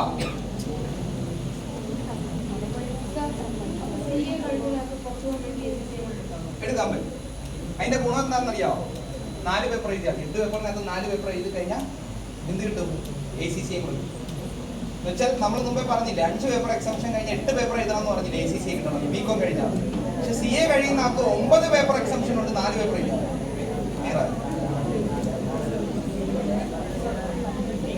പഠിക്കണം, പരീക്ഷ എഴുതണം. ബികോം ഏകദേശം 35 പേപ്പറോളം വരും അതിനകത്ത്. പക്ഷെ നമ്മൾ ജെയിൻ യൂണിവേഴ്സിറ്റിയാണ് ടൈപ്പ് ചെയ്തിട്ട് നമ്മൾ ചെയ്തേക്കുന്നതിനകത്ത് പകുതി പേപ്പേഴ്സ് എടുത്ത് മാറ്റിയിട്ടുണ്ട്. ACCയുടെ പേപ്പറുമായിട്ട് സിമുലേറ്റ് ചെയ്ത് കിടക്കുന്ന പേപ്പേഴ്സ് എടുത്ത് മാറ്റി ACCയുടെ പേപ്പേഴ്സ് അതിനകത്ത് കയറ്റി പോകും. ബികോം പ്ലസ് ACC ജെയിൻ യൂണിവേഴ്സിറ്റിയുടെ ബികോം ആണ്. ക്ലിയർ ആയോ? 17 അല്ല 20 പേപ്പർ കൂട്ടി. 20 പേപ്പർ ബികോമിന്റെ വരും, 8 പേപ്പർ ഇതിന്റെ. ഞാൻ ഇനി ഒരു കഥ പറഞ്ഞുതരാം. ഇത് ഓർത്തിരിക്കാൻ വേണ്ടിയില്ല. ഞാൻ അത് ആദ്യം പറയേണ്ട കഥയാ, പക്ഷെ വിട്ടുപോയതാ. ഇവിടെ ഇപ്പൊ ഒരു 10 പേര് ഇരിപ്പുണ്ടെന്ന് വിചാരിച്ചു. ഉമ്മാരെല്ലാം കൂടെ ഒരു ബോയ്സ് ട്രിപ്പ് ഒക്കെ പ്ലാൻ ചെയ്ത് ഗോവയ്ക്ക് പോകുമെന്ന് വിചാരിച്ചു. ടൂറിസ്റ്റ് ബസ്സിനകത്താ പോകുന്നതെന്ന് വിചാരിച്ചോ? ഇത് മറക്കത്തില്ലല്ലോ, നല്ല കഥയല്ലേ? 10 പേര് എവിടെ പോയി? ഗോവയ്ക്ക് പോയി. 1 ലക്ഷം രൂപ ബഡ്ജറ്റ് ആയെന്ന് വിചാരിച്ചു. 1 ലക്ഷം രൂപ ബഡ്ജറ്റില്ല, ഇവര് പോയി അല്ലേ? പോയിട്ട് തിരിച്ചു വന്നതിന് ശേഷം കണക്കെല്ലാം കൂടെ എഴുതി കൂട്ടത്തില്ലയോ? ഫുഡിന് 10,000, സ്റ്റേക്ക് 20,000, ആക്ടിവിറ്റീസ് 10,000, അല്ലെങ്കിൽ ഈ പറഞ്ഞ പോലെ ട്രാവലിംഗ് 10,000, ഇതെല്ലാം കൂടെ എഴുതി കൂട്ടി പ്രോഫിറ്റ് ആണോ ലോസ് ആണോ, അല്ലെങ്കിൽ ഈ പറഞ്ഞ പോലെ അധിക ചെലവായിട്ടുണ്ടെങ്കിൽ ഓരോരുത്തരും എത്ര രൂപ വെച്ചിടണം, ഇതെല്ലാം കൂടെ നോക്കുന്ന ആരായിരിക്കും? കണക്കറിയാവുന്ന ഒരാളായിരിക്കത്തില്ലയോ? അതാരത്? ഫിനാൻഷ്യൽ അക്കൗണ്ടിങ് അറിയാവുന്ന ആളാണ്. ക്ലിയർ ആയോ? അടുത്ത ഈ പറഞ്ഞ പോലെ പോയി 1 ലക്ഷം രൂപ. ഒരാൾക്ക് എത്ര രൂപ? 10 പേര് പോയപ്പോ 10,000 രൂപ. 10,000 രൂപ ആവുമെന്ന് അറിഞ്ഞിട്ട് വേണം ഇവര് തീരുമാനിക്കാൻ പോണോ വേണ്ട എന്നുള്ളത്. എന്നുവെച്ചാൽ ആ കോസ്റ്റിനെ ഡിപ്പെൻഡ് ചെയ്ത ഡിസിഷൻ എടുത്തേക്കുന്നത് അതാരായിരിക്കും? മാനേജ്മെന്റ് അറിയാവുന്ന ആളല്ലേ? ഡൗട്ട് ഉണ്ടോ? ഇപ്പൊ ഫിനാൻഷ്യൽ അക്കൗണ്ടിങ്ങും മാനേജ്മെന്റ് അക്കൗണ്ടിങ്ങും എന്താണെന്നുള്ള മനസ്സിലായോ? ഇനി അടുത്ത ഇവര് പോയ ടൂറിസ്റ്റ് ബസ്സിനകത്താ. ഇപ്പൊ MBDയുടെ കയ്യിൽ നിന്ന് പേപ്പർ മേടിക്കണം അല്ലേ? ലൈറ്റ് സെറ്റിംഗ്സ്, സൗണ്ട് സെറ്റിംഗ്സ്, അതെല്ലാം ലീഗൽ ആയിട്ടുള്ള കാര്യങ്ങളല്ലേ? അത് നോക്കുന്ന ആരാ? ലോ അറിയാവുന്ന ആളാ. ആരാ അത്? Company secretary. ക്ലിയർ ആയോ? ഡൗട്ട് ഉണ്ടോ? ക്ലിയർ ആണോ ഇപ്പം? ഓക്കെ. ഇനി അടുത്ത മാനേജ്മെന്റ് അക്കൗണ്ടിങ് പറയട്ടെ. CMA US, CMA India. കുറച്ചും കൂടെ മടിയന്മാർക്ക് പഠിക്കാൻ പറ്റുന്ന കോഴ്സ് എന്ത്? CMA US എന്ന് പറയുന്നത്. കാരണം എന്താ? 1 വർഷം കൊണ്ട് പഠിച്ചിറങ്ങാം വിചാരിച്ച. പേപ്പർ ക്ലിയർ ആയില്ലെങ്കിൽ 1 വർഷം കൊണ്ട് തീരത്തില്ല. 12 പേപ്പർ ഉണ്ട് ഇതിനകത്ത് പഠിക്കാൻ. പക്ഷെ 2 എക്സാമേ ഉള്ളൂ. എത്ര എക്സാമാ? Part A, part B. 2 exam എഴുതി ക്ലിയർ ചെയ്താൽ നിങ്ങൾക്ക് എന്ത് കിട്ടും? CMA US കാരായിരിക്കും. മനസ്സിലായോ? പാർട്ട് എക്കകത്ത് 6 പേപ്പർ, പാർട്ട് ബിക്കകത്ത് 6 പേപ്പർ. അങ്ങനെ നമ്മൾ നോക്കിക്കഴിഞ്ഞാൽ പാർട്ട് എക്ക് ഒരു എക്സാം, പാർട്ട് ബിക്ക് ഒരു exam. CMA US clear. CMA US പഠിച്ചിറങ്ങി 2 വർഷത്തെ വർക്കിംഗ് എക്സ്പീരിയൻസും ഒരു ഫുൾ ടൈം ഡിഗ്രിയും നിങ്ങൾക്ക് ഉണ്ടെങ്കിൽ മെമ്പർഷിപ്പ്. മനസ്സിലായോ? CMA മെമ്പർഷിപ്പ് കിട്ടിക്കഴിഞ്ഞാൽ ലൈഫ് സെറ്റിൽ ആവും. എന്ന് വെച്ചാൽ ജോലി നിങ്ങൾ അന്വേഷിച്ച് അങ്ങോട്ട് പോകേണ്ടി വരത്തില്ല, നിങ്ങൾക്ക് ഇങ്ങോട്ട് കോൾ വന്നു. ക്ലിയർ ആയോ? എനിക്ക് എങ്ങനെയാണ് 2 അല്ലെങ്കിൽ ഈ പറഞ്ഞ പോലെ ഈ ഒരു 2 വർഷത്തെ എക്സ്പീരിയൻസ് എന്ന് ഞാൻ പറഞ്ഞില്ലേ? ബൈജൂസിനകത്ത് ഞാൻ കയറി ഏകദേശം 4.5 വർഷത്തെ എക്സ്പീരിയൻസ് ഉണ്ടായിരുന്നു എനിക്ക്. പക്ഷെ ഒരു മാനേജറിയൽ ലെവലിൽ അതിനകത്ത് എനിക്ക് ഏകദേശം 2 വർഷത്തെ എക്സ്പീരിയൻസ് ആയിട്ടുണ്ടായിരുന്നു. അതെനിക്ക് ഭാഗ്യമായി. എന്ത് കിട്ടാനാ? മെമ്പർഷിപ്പിലേക്ക് കയറാൻ. ക്ലിയർ ആയോ? ഡൗട്ട് ഉണ്ടോ? അപ്പൊ ഇതാണ് CMA US എന്ന് പറയുന്ന 12 പേപ്പറാണ്. ഒരിക്കലും ഇത് നിങ്ങൾക്ക് മീൻസ് ഈ പറഞ്ഞ പോലെ കുറച്ച് ടഫാന്ന് ഒരിക്കലും ഞാൻ ഇതിനകത്ത് പറയത്തില്ല. പക്ഷെ CA പഠിക്കാൻ കുറച്ച് ടഫാ, എഫേർട്ട് നല്ല രീതിയിൽ വേണം. ഇതിനകത്ത് എഫേർട്ട് ഇടാം, പക്ഷെ കുറച്ച് CA ACCA അപേക്ഷിച്ച് ഇതിനകത്ത് കുറച്ച് എഫേർട്ട് ഇട്ടാൽ തന്നെ നിങ്ങൾക്ക് CMA US കിട്ടും. ഡൗട്ട് ഉണ്ടോ? CMA ഇന്ത്യയെ കുറിച്ച് പറയട്ടെ. CMA ഇന്ത്യ എന്ന് പറയുന്നത് ഇന്ത്യ ബേസ് ചെയ്തുള്ള കോഴ്സാണ്. മറ്റേതല്ല US ബേസ് ചെയ്തുള്ള കോഴ്സ് എന്ത് CMA US ആണ്. CMA ഇന്ത്യ എന്ന് പറയുന്നത് ഇന്ത്യ ബേസ് ചെയ്തുള്ള കോഴ്സാണ്. 20 പേപ്പർ ഉണ്ട് പഠിക്കാൻ. എത്ര പേപ്പറാ? 20 പേപ്പർ. ഇതിനകത്ത് ഫൗണ്ടേഷൻ, ഇന്റർ, ഫൈനലായിട്ട് വേർതിരിച്ചിട്ടുണ്ട്. CA നമ്മൾ പറഞ്ഞില്ലേ, അതേപോലെ തന്നെ ഇതിനകത്ത് 3 വേർതിരിച്ചിട്ടുണ്ട്. ഇതിനകത്ത് ഏറ്റവും ഇമ്പോർട്ടന്റ് ആയിട്ട് നിങ്ങൾ മനസ്സിലാക്കേണ്ട, ഇതിനകത്ത് ഒരു pattern wise, CM pattern wise, ഇതും പാറ്റേൺ വൈസ് ഉള്ള എക്സാമാണ്. ഇതിനകത്ത് ഒരു പേപ്പർ ക്ലിയർ ചെയ്യണമെങ്കിൽ 40% മാർക്ക് മതി. ക്ലിയർ ആയോ? എന്നാൽ ആ പാറ്റേൺ ക്ലിയർ ചെയ്യണമെങ്കിൽ അഗ്രിഗേറ്റ് 50% മാർക്ക് വേണം. എന്ന് വെച്ചാൽ ഞാനിപ്പോ ആ പാറ്റേൺ എഴുതുമെന്ന് വിചാരിച്ചു, എല്ലാ പേപ്പേഴ്സിനും എനിക്ക് 40% ഉണ്ട്, ഞാൻ പാസ്സാവുമോ? പാസ്സാവുമോ? കാരണം എന്താ, അഗ്രിഗേറ്റ് എനിക്ക് 50 ഉണ്ടോ? ഡൗട്ട് ഉണ്ടോ? ഈ എത്ര പേപ്പർ ഉണ്ട് ഇതിനകത്ത്? ACCക്കകത്ത് എത്ര പേപ്പറാ? 13 പേപ്പർ. CAക്കകത്ത് എത്ര പേപ്പർ അവിടെ?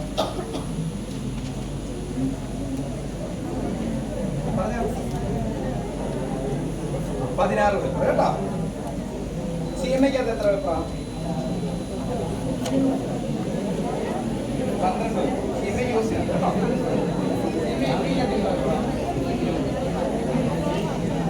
ഡൗട്ട് ഉണ്ടോ? ഇല്ല. CMA US പഠിച്ചു കഴിഞ്ഞാൽ ഏകദേശം 150 രാജ്യങ്ങളിൽ നിന്ന് ജോലി സാധ്യതയുണ്ട് കേട്ടോ. അടുത്ത ഏതാ? ലോ. ഇവിടെ ആർക്കാണ്ട് ഒരാൾക്ക് താല്പര്യം ഉണ്ടല്ലോ. കമ്പനി സെക്രട്ടറിയെ കുറിച്ച് കുറച്ച് പറഞ്ഞുതരാം. കമ്പനി സെക്രട്ടറി എന്ന് പറയുന്ന കോഴ്സ് കുറച്ചും കൂടെ തിയറി ബേസ് ചെയ്തുള്ള എക്സാമാണ്. ക്ലിയർ ആയോ? കമ്പനി സെക്രട്ടറിക്കകത്ത് പഠിക്കാൻ ഏകദേശം 3 ലെവലാണ് വരുന്നത്. CS EET ഉണ്ട്, CS എക്സിക്യൂട്ടീവ് ഉണ്ട്, CS പ്രൊഫഷണൽ ഉണ്ട്. ഏതൊക്കെയാ? നമ്മൾ മുമ്പേ CAക്കകത്ത് ഫൗണ്ടേഷൻ, ഇന്റർ, ഫൈനൽ എന്ന് പറഞ്ഞില്ലേ, ഇതിനകത്ത് CS EET ഉണ്ട്, CS എക്സിക്യൂട്ടീവ് ഉണ്ട്, CS പ്രൊഫഷണൽ ഉണ്ട്. ഡൗട്ട് ഉണ്ടോ? ഡിഗ്രി BCom തന്നെ വേണമെന്നില്ല, ഏത് ഡിഗ്രി ഉള്ളവർക്കും CS EET എടുത്ത് മാറ്റാം. മനസ്സിലാവുന്നുണ്ടോ? CS എക്സിക്യൂട്ടീവും പ്രൊഫഷണലും മാത്രം എഴുതിയാൽ മതി. CS EET മാറ്റി കഴിഞ്ഞാൽ ഇതിനകത്ത് മൊത്തം കൂടി 18 പേപ്പറാവുള്ള. ഇതിനകത്ത് കമ്പനി സെക്രട്ടറിക്കകത്ത് എത്ര പേപ്പറാ? 18 പേപ്പർ. 4 പേപ്പർ CS EETക്കകത്ത് അങ്ങ് മാറി. ബാക്കി 14 പേപ്പറെ പഠിക്കേണ്ടി വരുന്നുള്ളൂ. എന്താവാൻ? കമ്പനി സെക്രട്ടറി ആവാൻ. ഡൗട്ട് ഉണ്ടോ? ഇതാണ് കമ്പനി സെക്രട്ടറി എന്ന് പറയുന്ന കോഴ്സ്. 1 കോടി രൂപയ്ക്ക് മേളിൽ ടേൺ ഓവർ ഉള്ള ഏതൊരു കമ്പനിക്ക് കൺസൾട്ടന്റ് ആയിട്ട് ആരെ ആവശ്യം വരും? CSന്റെ ആവശ്യം. എന്നാൽ 10 കോടി രൂപയ്ക്ക് മേളിൽ ടേൺ ഓവർ ഉള്ള ഏതൊരു കമ്പനിക്കും പെർമനന്റ് ആയിട്ട് കമ്പനി സെക്രട്ടറിയുടെ ആവശ്യം. ആ ആളായിരിക്കും എന്ത് നോക്കുന്നത്? അവിടുത്തെ ലീഗലായിട്ടുള്ള കംപ്ലീറ്റ് കാര്യങ്ങൾ. ഒരാള് ജോയിൻ ചെയ്യുന്നിടം മുതൽ ആ ആളുടെ റിട്ടയർമെന്റ് വരെയുള്ള കംപ്ലീറ്റ് കാര്യങ്ങൾ ലീഗലായിട്ട് നടക്കേണ്ട കാര്യങ്ങളാണ്. ഇതായിക്കോട്ടെ, അല്ലെങ്കിൽ എത്ര ഷെയർ ഹോൾഡേഴ്സ് ഉണ്ട്, ഒരാൾക്ക് എത്ര രൂപ ഷെയർ കൊടുക്കുന്നത്, എത്ര രൂപ ഏത് ദിവസമാണ് അതിന്റെ റിട്ടേൺസ് പോകേണ്ടത്, ഇതെല്ലാം നോക്കുന്ന ആരായിരിക്കും? ലീഗലായിട്ടുള്ള കാര്യങ്ങൾ. ആരാത്? കമ്പനി സെക്രട്ടറിയാണ്. ക്ലിയർ ആയോ? ഇന്ത്യയിലെ ലക്ഷക്കണക്കിന് രജിസ്റ്റേർഡും അൺരജിസ്റ്റേർഡും ആയിട്ടുള്ള കമ്പനീസ് ഉണ്ട്. എങ്ങനെയൊക്കെ പോലെ ഇതിന്റെയൊക്കെ ടേൺ ഓവർ 10 crore മേളിലാണ്. ഇതിനകത്ത് ഒരു 60% ടീമുകൾക്കും 10 crore മേളിൽ എന്തായാലും കാണും. അവിടെ ആരുടെ ആവശ്യം വരും? കമ്പനി സെക്രട്ടറിയുടെ ആവശ്യം. ക്ലിയർ ആയോ? ഈ ഒരു ടൈമില ഇത് പഠിച്ചിറങ്ങിയ ആളുകളുടെ എണ്ണം വളരെ കുറവാണ്. അതുകൊണ്ട് തന്നെ ഇതിനകത്ത് എന്തുണ്ട്? ജോബ് ഓപ്പർച്യൂണിറ്റീസ് ഉണ്ട്. ക്ലിയർ ആയോ? ജോബ് ഓഫേഴ്സ് നിങ്ങൾക്ക് കിട്ടാൻ വളരെ എളുപ്പമുള്ള മേഖലകളാണ് ഇതെല്ലാം. ഡൗട്ട് ഉണ്ടോ? ഇത്രയും കാര്യങ്ങൾ മനസ്സിലാക്കിയാൽ മതി. കുറച്ച് ഇമ്പോർട്ടന്റ് ആയിട്ടുള്ള കുറച്ച് കാര്യങ്ങൾ കൂടെ ഞാൻ പറഞ്ഞുതരാം. ഇപ്പൊ നമ്മൾ ഈ പറയുന്ന കോഴ്സസ് നമ്മൾ പഠിക്കുന്നുണ്ടെങ്കിൽ ഉറപ്പായിട്ടും എന്ത് വേണം? ഒരു മൈൻഡ് വേണം. എന്തിന്? ഞാൻ പഠിച്ചെടുക്കുമെന്ന് ഉറപ്പുണ്ടെങ്കിൽ മാത്രമേ പഠിക്കാവൂ. ചുമ്മാ കയറി ഈ പറഞ്ഞ പോലെ ഞാനത് ഡിഗ്രി പഠിക്കുന്ന പോലെ പഠിച്ചെടുക്കാന്ന് വിചാരിച്ചാൽ നടക്കും. മനസ്സിലാവുന്നുണ്ടോ? എഫേർട്ട് ഇട്ട് അത് എഴുതിയെടുക്കുമെന്ന് 100% ഉറപ്പുണ്ടെങ്കിൽ മാത്രം ഇതേപോലുള്ള കോഴ്സസ് പഠിക്കുക. പഠിക്കുന്നുണ്ടെങ്കിൽ ഡിഗ്രി വിത്ത് മാത്രം പഠിക്കുക. നിങ്ങൾക്ക് ACCA പഠിക്കണമെങ്കിൽ 10ാം ക്ലാസ് മതി. CMA അല്ലെങ്കിൽ ഈ പറഞ്ഞ പോലെ എന്താ പറയാ CA പഠിക്കണമെങ്കിൽ +2 എക്സാംസ് അപ്പിയർഡ് ആയാൽ മതി എന്നും പറഞ്ഞ് ഇതും കേട്ടോണ്ട് ചാടി ഇതിനകത്തേക്ക് ഇറങ്ങരുത്. അവസാനം ഒന്നും കയ്യിലില്ലാതായി. അതുകൊണ്ട് ഡിഗ്രിയും കൂടെ കറക്റ്റ് ആയിട്ട് ഇതിന്റെ കൂടെ പഠിക്കണം. അതുകൊണ്ടാണ് നമ്മൾ ഇന്റഗ്രേറ്റഡ് കോഴ്സസ് കൊടുക്കുന്നത്. ഏത് BCom+ACCA, BCom+CS, BCom+CMA യൂസ് പോലുള്ള ഇന്റഗ്രേറ്റഡ് കോഴ്സസ് നമ്മൾ ചെയ്യും. നമ്മൾ കുട്ടികൾക്ക് ഉറപ്പായിട്ടും ഭാവിയിൽ നല്ല രീതിയിൽ അത് വരാൻ വേണ്ടിയിട്ട് ആ ഒരു രീതി ചെയ്തിരിക്കും. നമുക്ക് വേണമെങ്കിൽ എന്താ, നമുക്ക് പൈസയുടെ ആവശ്യം ഉണ്ടെങ്കിൽ എന്തോ ചെയ്താൽ മതി, CA ACCA മാത്രം എടുത്ത് കൊടുത്താൽ മതി, പിള്ളേർ ഒന്ന് പഠിച്ചോളൂ. പക്ഷെ അങ്ങനെ ചെയ്യാതെ ഇന്റഗ്രേറ്റഡ് കോഴ്സസ് നമ്മൾ വെച്ചേക്കുന്ന നമുക്കത് കുറച്ച് ടഫാണ്. അത് എന്നിട്ടും നമ്മളത് ചെയ്തേക്കുന്നത് എന്തുകൊണ്ടാണ്? BCom നിങ്ങൾക്ക് വേണം, മസ്റ്റായിട്ട്. ഈ കോഴ്സസ് ഒക്കെ പഠിക്കുമ്പോൾ BCom മസ്റ്റായിട്ട്. നിങ്ങൾ എവിടെ വേണമെങ്കിലും പോയി പഠിച്ചോ, പക്ഷെ ഡിഗ്രി എടുക്കാതെ ആരും ഈ കോഴ്സസിനകത്തേക്ക് പോരും. ക്ലിയർ ആയോ? ഇല്ലെങ്കിൽ ഇന്റഗ്രേറ്റഡ് കോഴ്സസ് പഠിക്കാം, BCom+ACCA, CMA പോലുള്ള കോഴ്സസ് പഠിക്കണം. ക്ലിയർ ആയോ? ഡൗട്ട് ഉണ്ടോ? എന്തെങ്കിലും ഡൗട്ട് ഉണ്ടെങ്കിൽ ഇപ്പൊ എന്നോട് ചോദിച്ചു.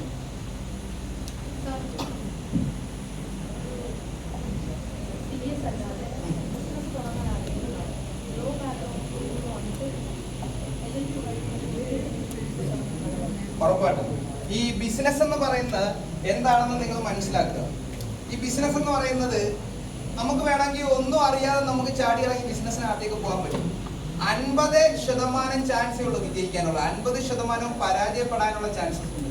ഇതിനകത്ത് ഭാഗ്യമാണ് സത്യം പറഞ്ഞാൽ. മനസ്സിലാവുന്നുണ്ടോ? ഒന്നും അറിയാതെ ഇറങ്ങുന്ന ആള്. എന്നാൽ എക്സ്പീരിയൻസ്ഡ് ആയിട്ടുള്ള ഒരാള് ബിസിനസ്സിനകത്തേക്ക് ഇറങ്ങിക്കഴിഞ്ഞാൽ ഉറപ്പായിട്ടും സക്സസ് ആകാനുള്ള ചാൻസസ് കൂടുതലാണ്. അതിന് നിങ്ങൾ ചെയ്യേണ്ട ഇത്രേ ഉള്ളൂ, നിങ്ങൾ മാർക്കറ്റ് അറിഞ്ഞിരിക്കുക, മാർക്കറ്റ് അനാലിസിസ് നല്ലോണം ചെയ്യാൻ പഠിച്ചിരിക്കുക. അതിന് നിങ്ങൾക്ക് ചെയ്യാൻ പറ്റുന്ന എവിടെയാ? ഒരു പ്രൈവറ്റ് ജോബ് അല്ലെങ്കിൽ നിങ്ങൾ പുറത്തിറങ്ങിയ ഒരു ജോബിലേക്ക് കയറി കഴിഞ്ഞാൽ നിങ്ങൾക്ക് മാർക്കറ്റ് അറിയാൻ പറ്റും. അതിനുശേഷം എക്സ്പീരിയൻസ്ഡ് ആയിട്ട് നിങ്ങളൊരു ബിസിനസ് സ്റ്റാർട്ട് ചെയ്താൽ സക്സസ് ആവാൻ ചാൻസ് കൂടുതലാണ്. ക്ലിയർ ആയോ? പക്ഷേ അറിയാത്ത ഒരാൾ ഇറങ്ങിക്കഴിഞ്ഞാലോ 50% വിജയിക്കും, 50% പരാജയപ്പെടാനുള്ള ചാൻസും കൂടുതലാണ്. ക്ലിയർ ആയോ? ഡൗട്ട് എന്തെങ്കിലും ഡൗട്ട് ഉണ്ടോ അതിനകത്ത്? ബിസിനസ് തുടങ്ങാൻ ആഗ്രഹമുള്ളവർ തുടങ്ങണം, പക്ഷെ എക്സ്പീരിയൻസ് അതിനകത്തേക്ക് വരുത്തി. അല്ലെങ്കിൽ ഇപ്പൊ ഞാൻ ഒരു കാര്യം പറയാം, ഒരു ഹോട്ടൽ തുടങ്ങുന്ന ആളാണെന്ന് വിചാരിച്ചു, ഈ തുടങ്ങുന്ന ആൾക്ക് ദോശ അടിക്കാൻ അറിഞ്ഞില്ല. മനസ്സിലായോ? അല്ലാതെ അത് തുടങ്ങിയിട്ട് കാര്യമുണ്ടോ? ഒരു ബിസിനസ് പ്രോഫിറ്റ് ആണെങ്കിൽ എത്ര ശതമാനം നമുക്ക് വേണമെന്നറിയോ? റിട്ടേൺസ് നമ്മൾ 20% വേണം നമുക്ക്. 20% എന്ന് നിങ്ങൾ മൈൻഡിൽ ഓർത്ത് വെച്ചാൽ മതി. ഏതൊരു ബിസിനസ്സും പ്രോഫിറ്റിലാണ്. ക്ലിയർ ആയോ? ഡൗട്ട് ഉണ്ടോ ഏതെങ്കിലും കാര്യത്തിൽ? ഏവിയേഷൻ കോഴ്സസ് ഉറപ്പായിട്ടും നല്ലതാണ്. ഈ BBA ഇൻ ഏവിയേഷൻ ഒക്കെ എടുക്കുമ്പോൾ നമ്മൾ ആലോചിക്കേണ്ടത്, അതിന് ഈ CS-നകത്തേക്ക് കയറുമ്പം CS ആണ് താല്പര്യം, ഏവിയേഷൻ വേണമെന്നില്ല. പിന്നെ എടുത്തു കഴിഞ്ഞാലുള്ള ഗുണം ആ ഒരു മേഖലയിലുള്ള കമ്പനി സെക്രട്ടറി ജോബ്സിലേക്ക് പോകാൻ പറ്റും. ക്ലിയർ ആവുന്നുണ്ടോ? ഉറപ്പായിട്ടും നല്ല കോഴ്സാണ്. 3 വർഷം കൊണ്ട് അത് പഠിച്ചിറങ്ങി കഴിഞ്ഞാൽ, 3 വർഷം കൊണ്ട് അത് പഠിച്ചിറങ്ങി കഴിഞ്ഞു കഴിഞ്ഞാൽ നമുക്ക് ഈ പറഞ്ഞ പോലെ ഏവിയേഷൻ മേഖലയിലും ഇന്ന് നല്ല രീതിയിലുള്ള ജോബ് ഓപ്പർച്യൂണിറ്റീസ് ഉണ്ട്. എന്താണ് ആ ഒരാൾക്ക് ജോലി കിട്ടുന്നതിൽ നിന്ന് മാറ്റുന്നത്? ഇപ്പോൾ ഞാനിപ്പോൾ ഇന്റർവ്യൂ ചെയ്ത ഒരാളാണ്. ഓക്കെ, ഞാൻ ഇന്റർവ്യൂ ചെയ്യാൻ പോകുമ്പോൾ, ഇപ്പം ഞാൻ അമൃതയിൽ പോയി ഇന്റർവ്യൂ ചെയ്തായിരുന്നു കഴിഞ്ഞ എൻ്റെ അങ്ങേ മാസം. അപ്പൊ അവിടെ പോയപ്പം എനിക്ക് മനസ്സിലായ ഒരു കാര്യം ഞാൻ പറയട്ടെ. ഡിഗ്രി കുട്ടികളെ ഞാൻ ഇന്റർവ്യൂ ചെയ്തത് ആദ്യത്തെ ലെവൽ, പിന്നാണ് MBA-യിലേക്ക് ഞാൻ കയറി. അപ്പൊ ഈ പറഞ്ഞ പോലെ ഡിഗ്രി കുട്ടികളെ ഞാൻ എടുക്കുമ്പോൾ ഇവർക്ക് സത്യം പറഞ്ഞാൽ നോളജ് ഉണ്ട്, പക്ഷെ സ്കിൽസ് ഉണ്ടോ? ഇല്ല. അതുകൊണ്ട് ആർക്കെങ്കിലും ജോലി കിട്ടിയോ? ഇല്ല. മനസ്സിലാവുന്നുണ്ടോ? അവിടെ അവർക്ക് എഡ്യൂക്കേഷൻ ഉണ്ട്, പക്ഷെ സ്കില്ലില്ലാത്തതുകൊണ്ട് മാത്രം ആ കുട്ടികൾക്ക് അവിടെ ജോലി കിട്ടാതായി പോയി. മനസ്സിലാവുന്നുണ്ടോ? അൺഎംപ്ലോയ്മെന്റ് ഉണ്ടാകുന്നതിന്റെ മെയിൻ ക്രൈറ്റീരിയ സ്കില്ലില്ലാത്തതുകൊണ്ട് മാത്രം. നിങ്ങളൊരു കോഴ്സ് പഠിക്കാൻ കയറുമ്പോൾ ഉറപ്പായിട്ടും അതിനുള്ള സർട്ടിഫിക്കേഷൻസ് അല്ലെങ്കിൽ ഈ പറഞ്ഞ സ്കില്ല് നിങ്ങൾ ഇമ്പ്രൂവ് ചെയ്യാനുള്ള കാര്യങ്ങൾ നിങ്ങൾ കണ്ടിന്യൂസ് ചെയ്തോണ്ടേ. ചുമ്മാ പോയൊരു കോഴ്സ് പഠിച്ചാൽ ജോലി കിട്ടുമെന്ന് കിട്ടത്തില്ല. മനസ്സിലാവുന്നുണ്ടോ? അപ്പം ഇത്രയും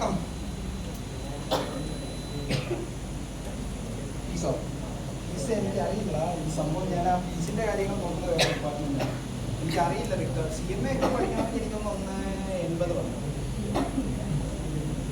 മാനേജ്മെന്റ് പഠിക്കുന്ന CMA ഒക്കെ പഠിക്കാൻ ഫീസിന്റെ കാര്യങ്ങളൊക്കെ നിങ്ങൾക്ക് ലക്ഷ്യം കാര്യങ്ങൾ പറഞ്ഞു തന്നോളൂ. അങ്ങനെ ആരെങ്കിലും താല്പര്യമുണ്ടെങ്കിൽ അങ്ങോട്ടേക്ക് വിളിച്ചാൽ മതി. പിന്നെ CSET എന്ന് പറയുന്ന എൻട്രൻസ് എക്സാം കേട്ടില്ല. +2 കഴിഞ്ഞിട്ട് നമുക്കൊരു ഡിഗ്രി എടുക്കുന്നത് നല്ലതായിരിക്കും. ഇന്റഗ്രേറ്റഡ് ചെയ്യും. CSET എന്ന് പറയുന്നത് ഇന്റഗ്രേറ്റഡ് കോഴ്സ് ആകുമ്പോൾ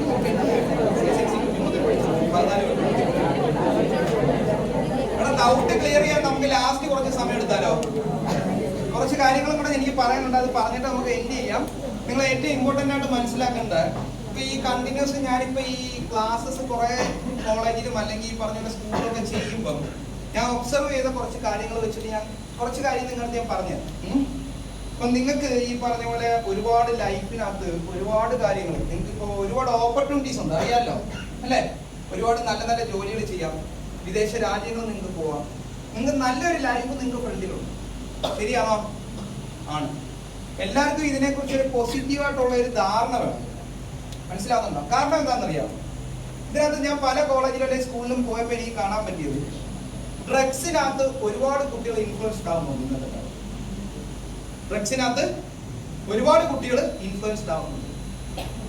ഒരു സമയത്ത് അതിനകത്തേക്ക് പോയാൽ പിന്നെ തിരിച്ചു വരെ ഒരിക്കലും നടക്കില്ല.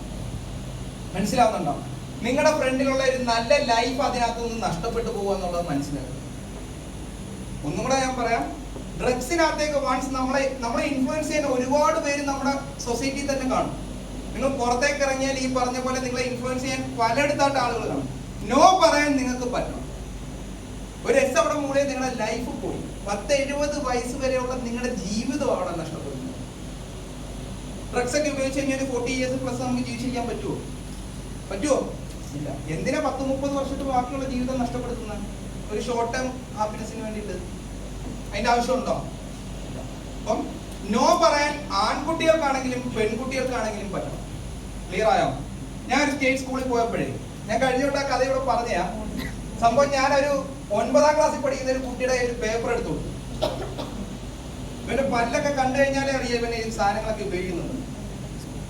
9ാം ക്ലാസ്സിൽ പഠിക്കുന്ന കുട്ടിയാണേ, ആലോചിക്കണം. ഒരു പേപ്പർ എടുത്തു കൊടുത്തിട്ട് ഡ്രഗ്സിന്റെ പേരൊക്കെ എഴുതാൻ പറഞ്ഞു. അറിയാവുന്ന 34 ഡ്രഗ്സിന്റെ പേര് എഴുതി തന്നെ. മനസ്സിലാവുന്നുണ്ടോ? എനിക്ക് പോലും ആ പ്രായത്തിൽ 4 കൂടുതൽ അറിയത്തില്ല. മനസ്സിലായോ? 34 ഡ്രഗ്സ്, പല രീതിയിലുള്ള ഡ്രഗ്സിന്റെ പേര് തന്നെ. ഞാനത് നേരെ കൊണ്ടുവന്ന് എൻ്റെ ഒരു ഫ്രണ്ടിന്റെ ഫാദർ ഉണ്ടായിരുന്ന പോലീസിലാണ്. ഞാൻ എന്ത് ചെയ്തു, ഈ പേപ്പർ കൊണ്ടുപോയി കൊടുത്തിട്ട് പറഞ്ഞു ഇതാണ് അവിടുത്തെ സ്ഥിതി എന്ന് പറഞ്ഞു. പൊക്കി, കൈയോടെ പൊക്കി. എൻ്റെ ഫ്രണ്ടിൽ തന്നെയുള്ള ഒരു കടക്കാരൻ്റെ. മനസ്സിലാവുന്നുണ്ടോ? ഇതാണ് ഇതിനകത്ത് ഇപ്പൊ സംഭവിക്കുന്ന കാര്യം. നിങ്ങൾ ആരും ഇതിനെക്കുറിച്ച് അറിയാതെ പോലും നിങ്ങളുടെ ഫ്രണ്ടിലുള്ള വളരെ നല്ലൊരു ലൈഫ് എവിടെ പോകുന്നുണ്ട്? നഷ്ടപ്പെട്ടു പോകുന്ന ഒരു അവസ്ഥയിലേക്ക് കൊണ്ടുവരരുത്. എന്തിനകത്തേക്ക് പോയിട്ട്? ഡ്രഗ്സിനകത്തേക്ക് പോയിട്ട്. ഒരു സമയത്ത് നിങ്ങളെ ഇതിനകത്ത് ഇൻഫ്ലുവൻസ് ചെയ്യാൻ വരുന്ന ഒരാൾ വന്നു കഴിഞ്ഞാൽ നിങ്ങൾക്ക് അവിടെ അവരെ മാറ്റി നിർത്താൻ നിങ്ങളെ കൊണ്ട് പറ്റണം. മനസ്സിലാവുന്നുണ്ടോ? ഒന്നാമത്തെ കാരണം നിങ്ങളുടെ ലൈഫിന്റെ കാര്യം ഞാൻ പറഞ്ഞു, ഏറ്റവും ഇമ്പോർട്ടന്റ് അതാണ്. രണ്ടാമത്തെ കാര്യം നിങ്ങൾ ആലോചിക്കേണ്ട ആരുടെ കാര്യം എന്നറിയാമോ? പേരൻസിന്റെ കാര്യങ്ങൾ. മനസ്സിലാവുന്നുണ്ടോ? നിങ്ങളുടെ അച്ഛനും അമ്മയും നിങ്ങൾ ജനിച്ച് വീഴുന്നിടം മുതൽ ഇപ്പം ഇത്രയും നാൾ വളർത്തി ഇവിടം വരെ കൊണ്ടുവന്നത് ചെറിയ കാര്യമാണെന്ന് ആർക്കെങ്കിലും തോന്നുന്നുണ്ടോ? ഒരു ചെടി വെച്ചിട്ട് നമുക്ക് പെട്ടെന്ന് വലുതാക്കാൻ പറ്റുമോ? മരമാക്കാൻ പറ്റുമോ? ഇല്ല. നിങ്ങൾ ഇത്രയും നാളും കഴിച്ച ആഹാരം, നിങ്ങൾ ഇത്രയും നാളും ഇട്ട ഡ്രസ്സ്, ഇതെല്ലാം ഒരു അച്ഛനും അമ്മയും ഒരു സമയത്ത് കഷ്ടപ്പെട്ട പൈസ. അവർക്ക് വേണമെങ്കിൽ ആ കഷ്ടപ്പെട്ട പൈസ കൊണ്ട് എൻജോയ് ചെയ്യാം, വിദേശ രാജ്യങ്ങളിൽ പോകാൻ കാര്യങ്ങളെല്ലാം ചെയ്യാം. അവരത് മാറ്റി വെക്കുന്നത് എന്തിനു വേണ്ടിയിട്ടാ? നിങ്ങളുടെ ലൈഫിന് വേണ്ടിയിട്ടാ. മനസ്സിലാവുന്നുണ്ടോ? അപ്പം ഒരു സമയത്ത് അവര്, നിങ്ങൾ ഒരു 4 മണിക്ക് വീട്ടിൽ എത്തേണ്ട ഒരാള് ചിലപ്പോൾ ഒരു 5 മിനിറ്റ് താമസിച്ച് കഴിഞ്ഞാൽ അമ്മയച്ഛനും നിങ്ങളെ വഴക്ക് പറയും. നിങ്ങൾക്ക് അപ്പോൾ ഒരു ഷോർട്ട് ടൈമിൽ നിങ്ങൾക്ക് ദേഷ്യം തോന്നും അല്ലേ? അതിന്റെ എന്താ അവസ്ഥയെന്ന് നിങ്ങൾക്ക് മനസ്സിലാവാത്തതുണ്ടോ? ഇന്ന് നമ്മുടെ നാട്ടിൽ നടക്കുന്ന നല്ല കാര്യങ്ങളാണോ? അല്ല. അപ്പൊ നിങ്ങളുടെ അച്ഛന്റെ അമ്മയുടെ മനസ്സിലുള്ള ടെൻഷൻ കൊണ്ടാണ് ദേഷ്യപ്പെടുന്നത്. പക്ഷെ അത് പിറ്റേന്ന് നീ നേരത്തെ വന്നു കഴിഞ്ഞാൽ അവർക്ക് ഹാപ്പിയാവും. മനസ്സിലാവുന്നുണ്ടോ? അത് ശ്രദ്ധിച്ചാൽ നിങ്ങൾക്ക് മനസ്സിലാവും. ഇതെല്ലാം ഒരു അച്ഛൻ്റെ അമ്മയുടെയും ടെൻഷനാണ്. മെയിനായിട്ട് പെൺകുട്ടികളുടെ അച്ഛനമ്മമാർ. മനസ്സിലാവുന്നുണ്ടോ? അവര് വഴക്ക് പറയുന്ന ഒരിക്കലും നിങ്ങളോടുള്ള ദേഷ്യം കൊണ്ടല്ല. അവരത് പറയുന്ന അവരുടെ മനസ്സിലുണ്ടാകുന്ന ഭയം കൊണ്ടാണ്. ഒരു മിനിറ്റ് നിങ്ങൾ താമസിച്ചാൽ മതി, അവരുടെ ഉള്ളിലുള്ള ഭയം എന്താണെന്ന് നിങ്ങൾക്ക് അറിയാൻ പറ്റും. മനസ്സിലാവുന്നുണ്ടോ? അപ്പം ഒരിക്കലും ആ ഒരു രീതി നിങ്ങൾ മനസ്സിലാക്കാതെ പോയത്. ഒന്ന്, നിങ്ങളുടെ ലൈഫിന്റെ കാര്യം നിങ്ങൾ ആലോചിക്കുക. 2, നിങ്ങളുടെ പേരൻസിന്റെ കാര്യങ്ങൾ നിങ്ങൾ ആലോചിക്കുക. ഒരു സമയത്ത് നിങ്ങളുടെ അച്ഛനെയും അമ്മയും നിങ്ങൾക്ക് നോക്കാൻ പറ്റണം. പെൺകുട്ടികളാണെങ്കിലും ഒരു സമയത്ത് നിങ്ങളുടെ അച്ഛനും അമ്മയും മറ്റൊരാളെ ഡിപ്പെൻഡ് ചെയ്യാതെ നിങ്ങളുടെ അച്ഛൻ്റെ അമ്മയുടെയും കാര്യങ്ങൾ നിങ്ങൾക്ക് നോക്കാൻ പറ്റും. മനസ്സിലാവുന്നുണ്ടോ? അച്ഛനെയും അമ്മയും ഒരു സമയത്ത് നമ്മൾ നോക്കണം. ഇന്നത്തെ കാലത്ത് പലരും അച്ഛനും അമ്മയും വൃദ്ധസദനത്തിലും അങ്ങനെയുള്ള കാര്യങ്ങൾ കൊണ്ടുവിടുന്നുണ്ട്. എന്തിനു വേണ്ടിയിട്ട്? പൈസ എന്ന കാര്യങ്ങളൊക്കെ പറഞ്ഞു. എന്നാ 10-30 വർഷം ഇവരെ നോക്കിയത് ആരായിരിക്കും? അവര് കണ്ടത് നോക്കായിരുന്നു. അവര് നോക്കിയോ? നോക്കിയോ? ഇല്ല. 10-25 വയസ്സ് വരെ വളർത്തിക്കൊണ്ട് വരുന്ന അച്ഛനും അമ്മയാണ് അവിടെ വലുത്. മനസ്സിലാവുന്നുണ്ടോ? അപ്പൊ അതറിയാതെ പോരും. അവരത്രയും നാളും അവരുടെ കഷ്ടപ്പാടാ ഇല്ലാതാക്കുന്ന ഒറ്റ നിമിഷം കൊണ്ട് എന്ത് ഈ ഡ്രഗ്സ് പോലുള്ള സംഭവം. മനസ്സിലാവുന്നുണ്ടോ? 25 വർഷം നിങ്ങളെ വളർത്തിക്കൊണ്ട് വരുന്ന ചെറിയ കഷ്ടപ്പാടല്ല. നിങ്ങൾക്കൊരു കുട്ടി കാര്യങ്ങൾ ആ ഒരു ജീവിതത്തിലേക്ക് വരുമ്പോൾ അത് മനസ്സിലാവും. കാര്യം ക്ലിയർ ആയോ? അപ്പം ഡ്രഗ്സ് ആരെങ്കിലും ഉപയോഗിക്കില്ല. ഇനി ആര് വന്നാലും എന്ത് പറയും? പറ. ആര് വന്നാലും എന്ത് പറയും? ആരാ പറഞ്ഞ എസ് എന്ന്? ആരാ പറഞ്ഞ എസ് എന്ന്? പറ. ആര് വന്നാലും നോ പറയാൻ നിങ്ങൾക്ക് പറ്റണം. മെയിനായിട്ട് പെൺകുട്ടികളും കൂടെ അറിഞ്ഞിരിക്കേണ്ട ഒരു സംഭവം ഞാൻ പറഞ്ഞുതരാം. ഈ നമ്മുടെ സൊസൈറ്റിയില ആൺകുട്ടികൾ അറിഞ്ഞിരിക്കേണ്ട കാര്യമാണ്. നമ്മളെല്ലാവരും ചിരിച്ചു കാണിക്കുന്നവരെല്ലാവരും നിങ്ങളെ നന്മയാണ് വിചാരിക്കുന്നതെന്ന് വിചാരിക്കും. 10 പേര് 3 പേരെ കാണത്തുള്ളൂ നിങ്ങളെ നന്മ വിചാരിക്കുന്ന. ബാക്കി 7 അവന്മാരും നന്മ വിചാരിക്കുന്നവരല്ല. അപ്പം ചിരിക്കുന്നവരെല്ലാവരും നിങ്ങളെ നിങ്ങളെ നല്ലതാണ് നോക്കുന്നതെന്ന് ഒരിക്കലും ചിന്തിക്കരുത്. ചതിക്കാൻ വേണ്ടിയിട്ട് മാത്രമാണ് ബാക്കി 70% ആളുകൾ നിൽക്കുന്നത്. 30% ആളുകൾ എന്തുകൊണ്ട് നിങ്ങളുടെ നന്മ വിചാരിക്കുന്നവരുണ്ട്. നിങ്ങളുടെ കൂട്ടുകാരെ എടുത്തോ, 10 പേരെ എടുത്തോ, 10 പേരുടെ അതിനകത്ത് 3 പേര് നിങ്ങളുടെ കൂടെ കാണുകപ്പെടും. ബാക്കി 7 പേരും പൈസ ഇല്ലെങ്കിൽ കാണുമോ? അതാദ്യം മനസ്സിലാക്കുക. ക്ലിയർ ആയോ? അതിന്റെ കൂട്ട് തന്നെ അടുത്ത ഒരു കാര്യം കൂടെ നിങ്ങൾ മനസ്സിലാക്കേണ്ടത്, ഇപ്പം നിങ്ങൾക്ക് ഈ പറഞ്ഞ പോലെ എന്താ പറയാ, നിങ്ങളൊരു ജോലിയൊക്കെ സമ്പാദിച്ചതിന് ശേഷം നിങ്ങളുടെ പേരൻസിന് ഒരു ഡ്രസ്സ് മേടിച്ചു കൊടുക്കുമ്പോൾ അവരുടെ മുഖത്തുണ്ടാകുന്ന ഹാപ്പിനെസ് ആദ്യം കാണും. മനസ്സിലാകുന്നുണ്ട്? ആദ്യം സാലറി അല്ലെങ്കിൽ പേരൻസിന് കൊടുക്കുക. അതിനകത്ത് വരുന്ന സാറ്റിസ്ഫാക്ഷൻ ആ സത്യം പറഞ്ഞ അഡിക്ഷൻ ആവുന്നത്. മനസ്സിലാവുന്നുണ്ടോ? ഇതിനകത്ത് അഡിക്ഷൻ വരണം, പൈസക്കകത്ത് അഡിക്ഷൻ വരണം. ക്ലിയർ ആവുന്നുണ്ടോ? ഇന്നത്തെ കാലത്ത് പെൺകുട്ടികൾക്കെതിരെ സംഭവിക്കുന്ന നല്ല കാര്യങ്ങളാണോ? ആണോ? അല്ല. പെൺകുട്ടികൾക്കെതിരെ പോലും പല പല കാര്യങ്ങളും നമ്മുടെ നാട്ടിൽ ഉണ്ടാകുന്ന എന്തുകൊണ്ടാണ്? ക്രൈറ്റീരിയ എന്താണ്? അതിന്റെ മെയിൻ ഫാക്ടർ എന്ന് പറയാമോ? ഈ പറയുന്ന അല്ലെങ്കിൽ ഇത്രയും വിക്ടിംസ് ആയിട്ടുള്ള ആളുകൾക്ക് നല്ലൊരു ജോലി ഉണ്ടെങ്കിൽ, സ്വന്തമായിട്ട് വരുമാനം ഉണ്ടെങ്കിൽ ഇത് വല്ലതും സംഭവിക്കുമോ? പോടാന്നും പറഞ്ഞിട്ട് ഇറങ്ങി പോകാൻ പറ്റുമോ? മനസ്സിലാവുന്നുണ്ടോ? ഞാൻ പറയുന്നത് മനസ്സിലാവുന്നുണ്ടോ? ഇത്രയും കാര്യങ്ങൾ നമ്മുടെ നാട്ടിൽ ഉണ്ടാവുന്നത് ഡിപ്പെൻഡന്റ് ആവുന്നതുകൊണ്ട് മാത്രം. ഒരു പെൺകുട്ടി ഒരു ആണിനെ ഡിപ്പെൻഡ് ചെയ്ത് നിൽക്കുവാണ് അവിടെ. അത് എന്തുകൊണ്ടാ? കയ്യിൽ പൈസ ഇല്ല, അല്ലെങ്കിൽ സൊസൈറ്റി എന്ത് വിചാരിക്കും? ഇതുകൊണ്ട് മാത്രമാണ് എന്തേ അവിടെ ഉണ്ടാവുന്നത്, ഇതേപോലുള്ള ഇഷ്യൂസ് ഉണ്ടാവുന്നത്. എന്നാൽ നിങ്ങളുടെ പേരൻസ് ഇന്ന് നിങ്ങൾക്ക് വിദ്യാഭ്യാസം തരുന്നുണ്ട്, നല്ലൊരു ജോലി നിങ്ങൾക്ക് സമ്പാദിക്കാൻ പറ്റിയാൽ, ഫിനാൻഷ്യലി നിങ്ങൾ ഇൻഡിപെൻഡന്റ് ആയാൽ ഈ പ്രശ്നങ്ങൾ വല്ലതും ഉണ്ടാവുമോ? അപ്പം ഫിനാൻഷ്യലി ഇൻഡിപെൻഡന്റ് ആവാൻ നോക്കുക. ഞാൻ മുമ്പേ പറഞ്ഞ ഒരു കാര്യം മനസ്സിൽ വെക്കുക, ഒരു കാലത്ത് നിങ്ങളുടെ അച്ഛൻ്റെയും അമ്മയുടെയും കാര്യം മറ്റൊരാളെ ഡിപ്പെൻഡ് ചെയ്യാതെ നോക്കാൻ പറ്റും. ക്ലിയർ ആവുന്നുണ്ടോ? ചെയ്യുവോ ഇല്ലയോ? അപ്പൊ നമുക്ക് കാര്യങ്ങൾ വൈൻഡപ്പ് ചെയ്യാം. അതിനകത്ത് +2 കൊമേഴ്സും +2 സയൻസും +1 കൊമേഴ്സുകാരും മാത്രം എഴുതുന്നത് 10th പൊക്കോളൂ.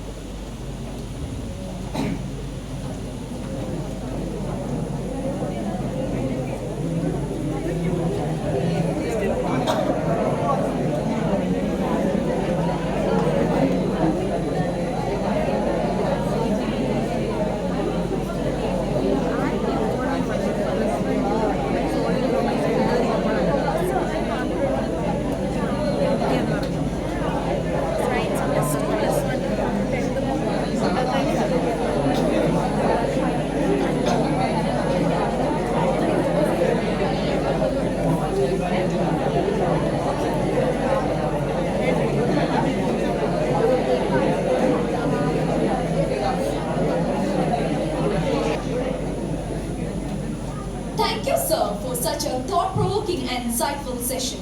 Your words have sparked fresh thinking and inspired confidence in our students. To express our heartfelt gratitude, I now invite our school director, Jijo Joel sir, to kindly honor our guests with a token of appreciation.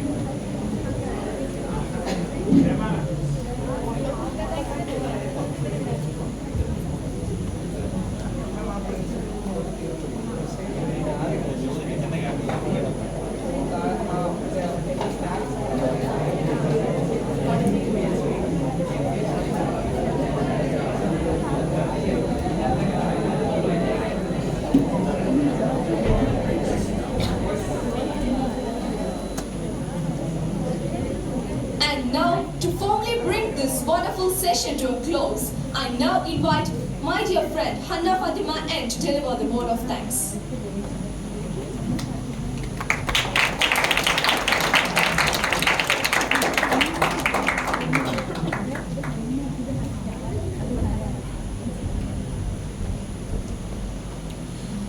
Happy noon. Happy noon to everyone gathered here. It's my honor and privilege to deliver the vote of thanks on the special occasion of our career counseling session. First and foremost, I thank the Almighty for blessing us with a wonderful day filled with learning and inspiration.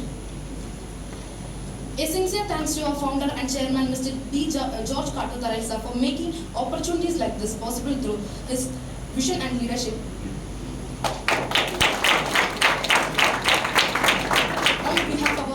I would like to express my heartfelt gratitude to Mr. Jeevan Das sir, the Senior Career Development and Training Manager from the Indian Institute of Commerce, Lakshya, for taking the time to guide us with such clarity and insight. Your words have surely sparked new thoughts and opened up exciting possibilities in the minds of all students here. Thank you, sir.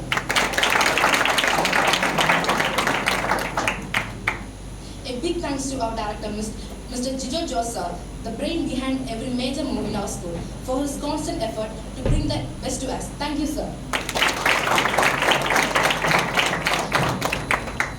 We are also grateful to our Assistant Principal Pushpalata ma'am, Vice Principal Pradeep Jaykumar sir, for their support and encouragement. Thank you. To all our respected teachers, thank you for always being there to guide us. And to our dear students, thank you for your participation, active participation. Once again, thank you to everyone who made this session meaningful and memorable. Have a wonderful day. Thank you.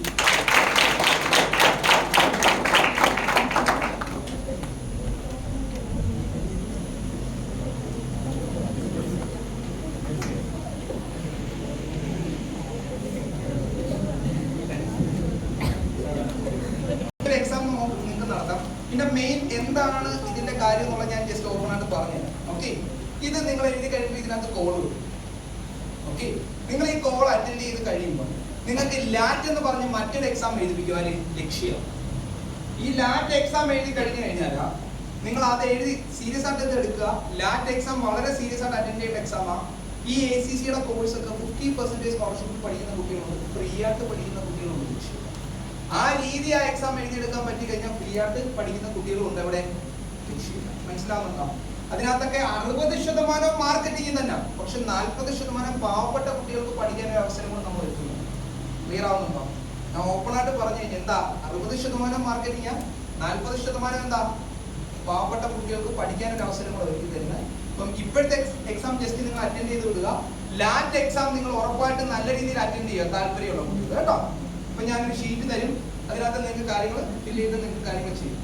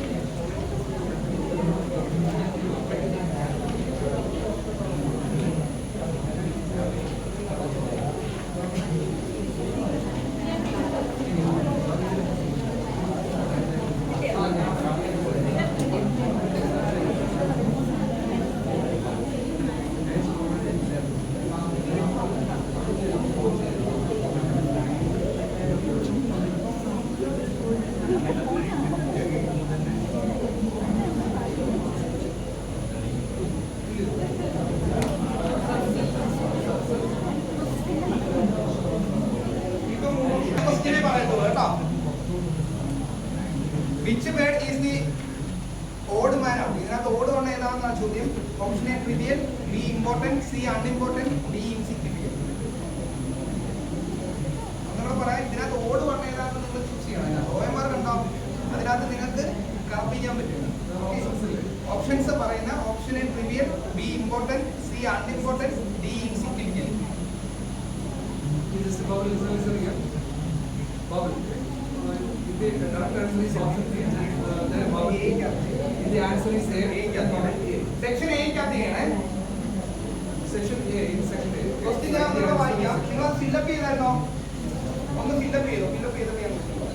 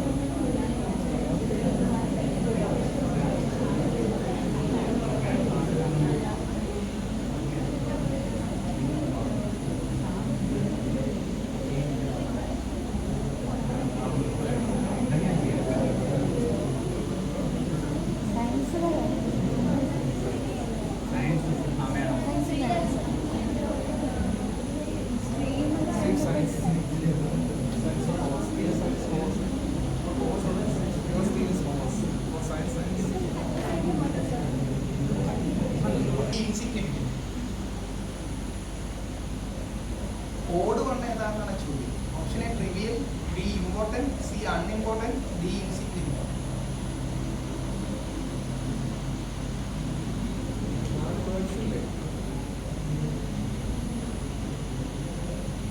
ബാക്കി മൂന്ന് relation ഉണ്ടാവും. Relation ഇല്ലാത്ത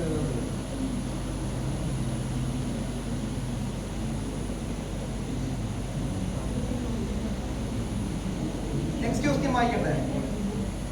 Which word does not belong with others? Option A inch, B centimeter, C kilogram, D yard. Option A inch, B centimeter, C kilogram, D yard.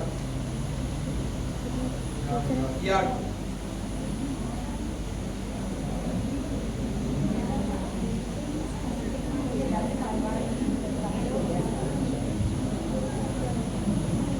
Third question വായിക്കുവാണേ.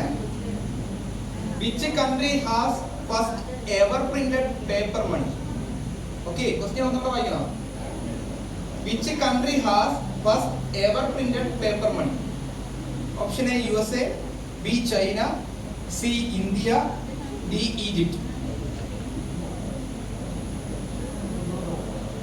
Which country has first ever printed paper money? Option A USA, B China, C India, D Egypt.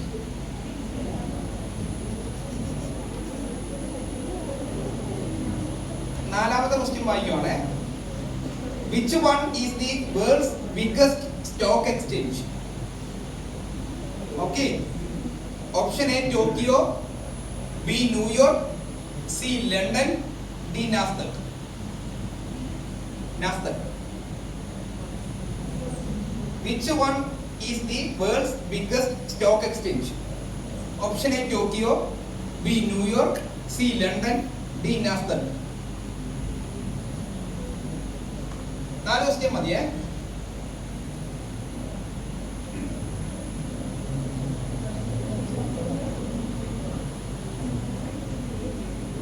ഇതിനകത്ത് എന്താ ചെയ്യേണ്ടതെന്ന് അറിയാമോ?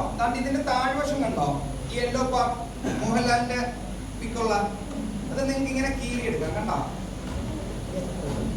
Fold ചെയ്തിട്ട് നിങ്ങൾക്ക് അത് കീറി ചെയ്തെടുക്കാൻ പറ്റും.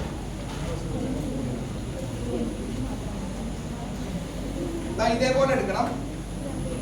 എന്നിട്ട് അത് റിട്ടേൺ ചെയ്താൽ മതി. ഇതിനകത്ത് ഒരു കാര്യം കൂടെ ചെയ്യണം. ഈ ഒരു ഭാഗം കണ്ടോ? കോഴ്സ്. നിങ്ങൾക്ക് പഠിക്കാൻ താല്പര്യമുള്ള ഏത് കോഴ്സാന്ന് വെച്ച് കഴിഞ്ഞാൽ അതിനകത്ത് ടിക്ക് മാർക്ക് ചെയ്യണേ. ശ്രദ്ധിച്ചോ? ഈ ഒരു ഭാഗം കണ്ടോ? ഇതിനകത്ത് പഠിക്കാൻ താല്പര്യമുള്ള ഏതെങ്കിലും കോഴ്സ് ഉണ്ടെങ്കിൽ ടിക്ക് മാർക്ക് ചെയ്ത് കൊടുക്കുക.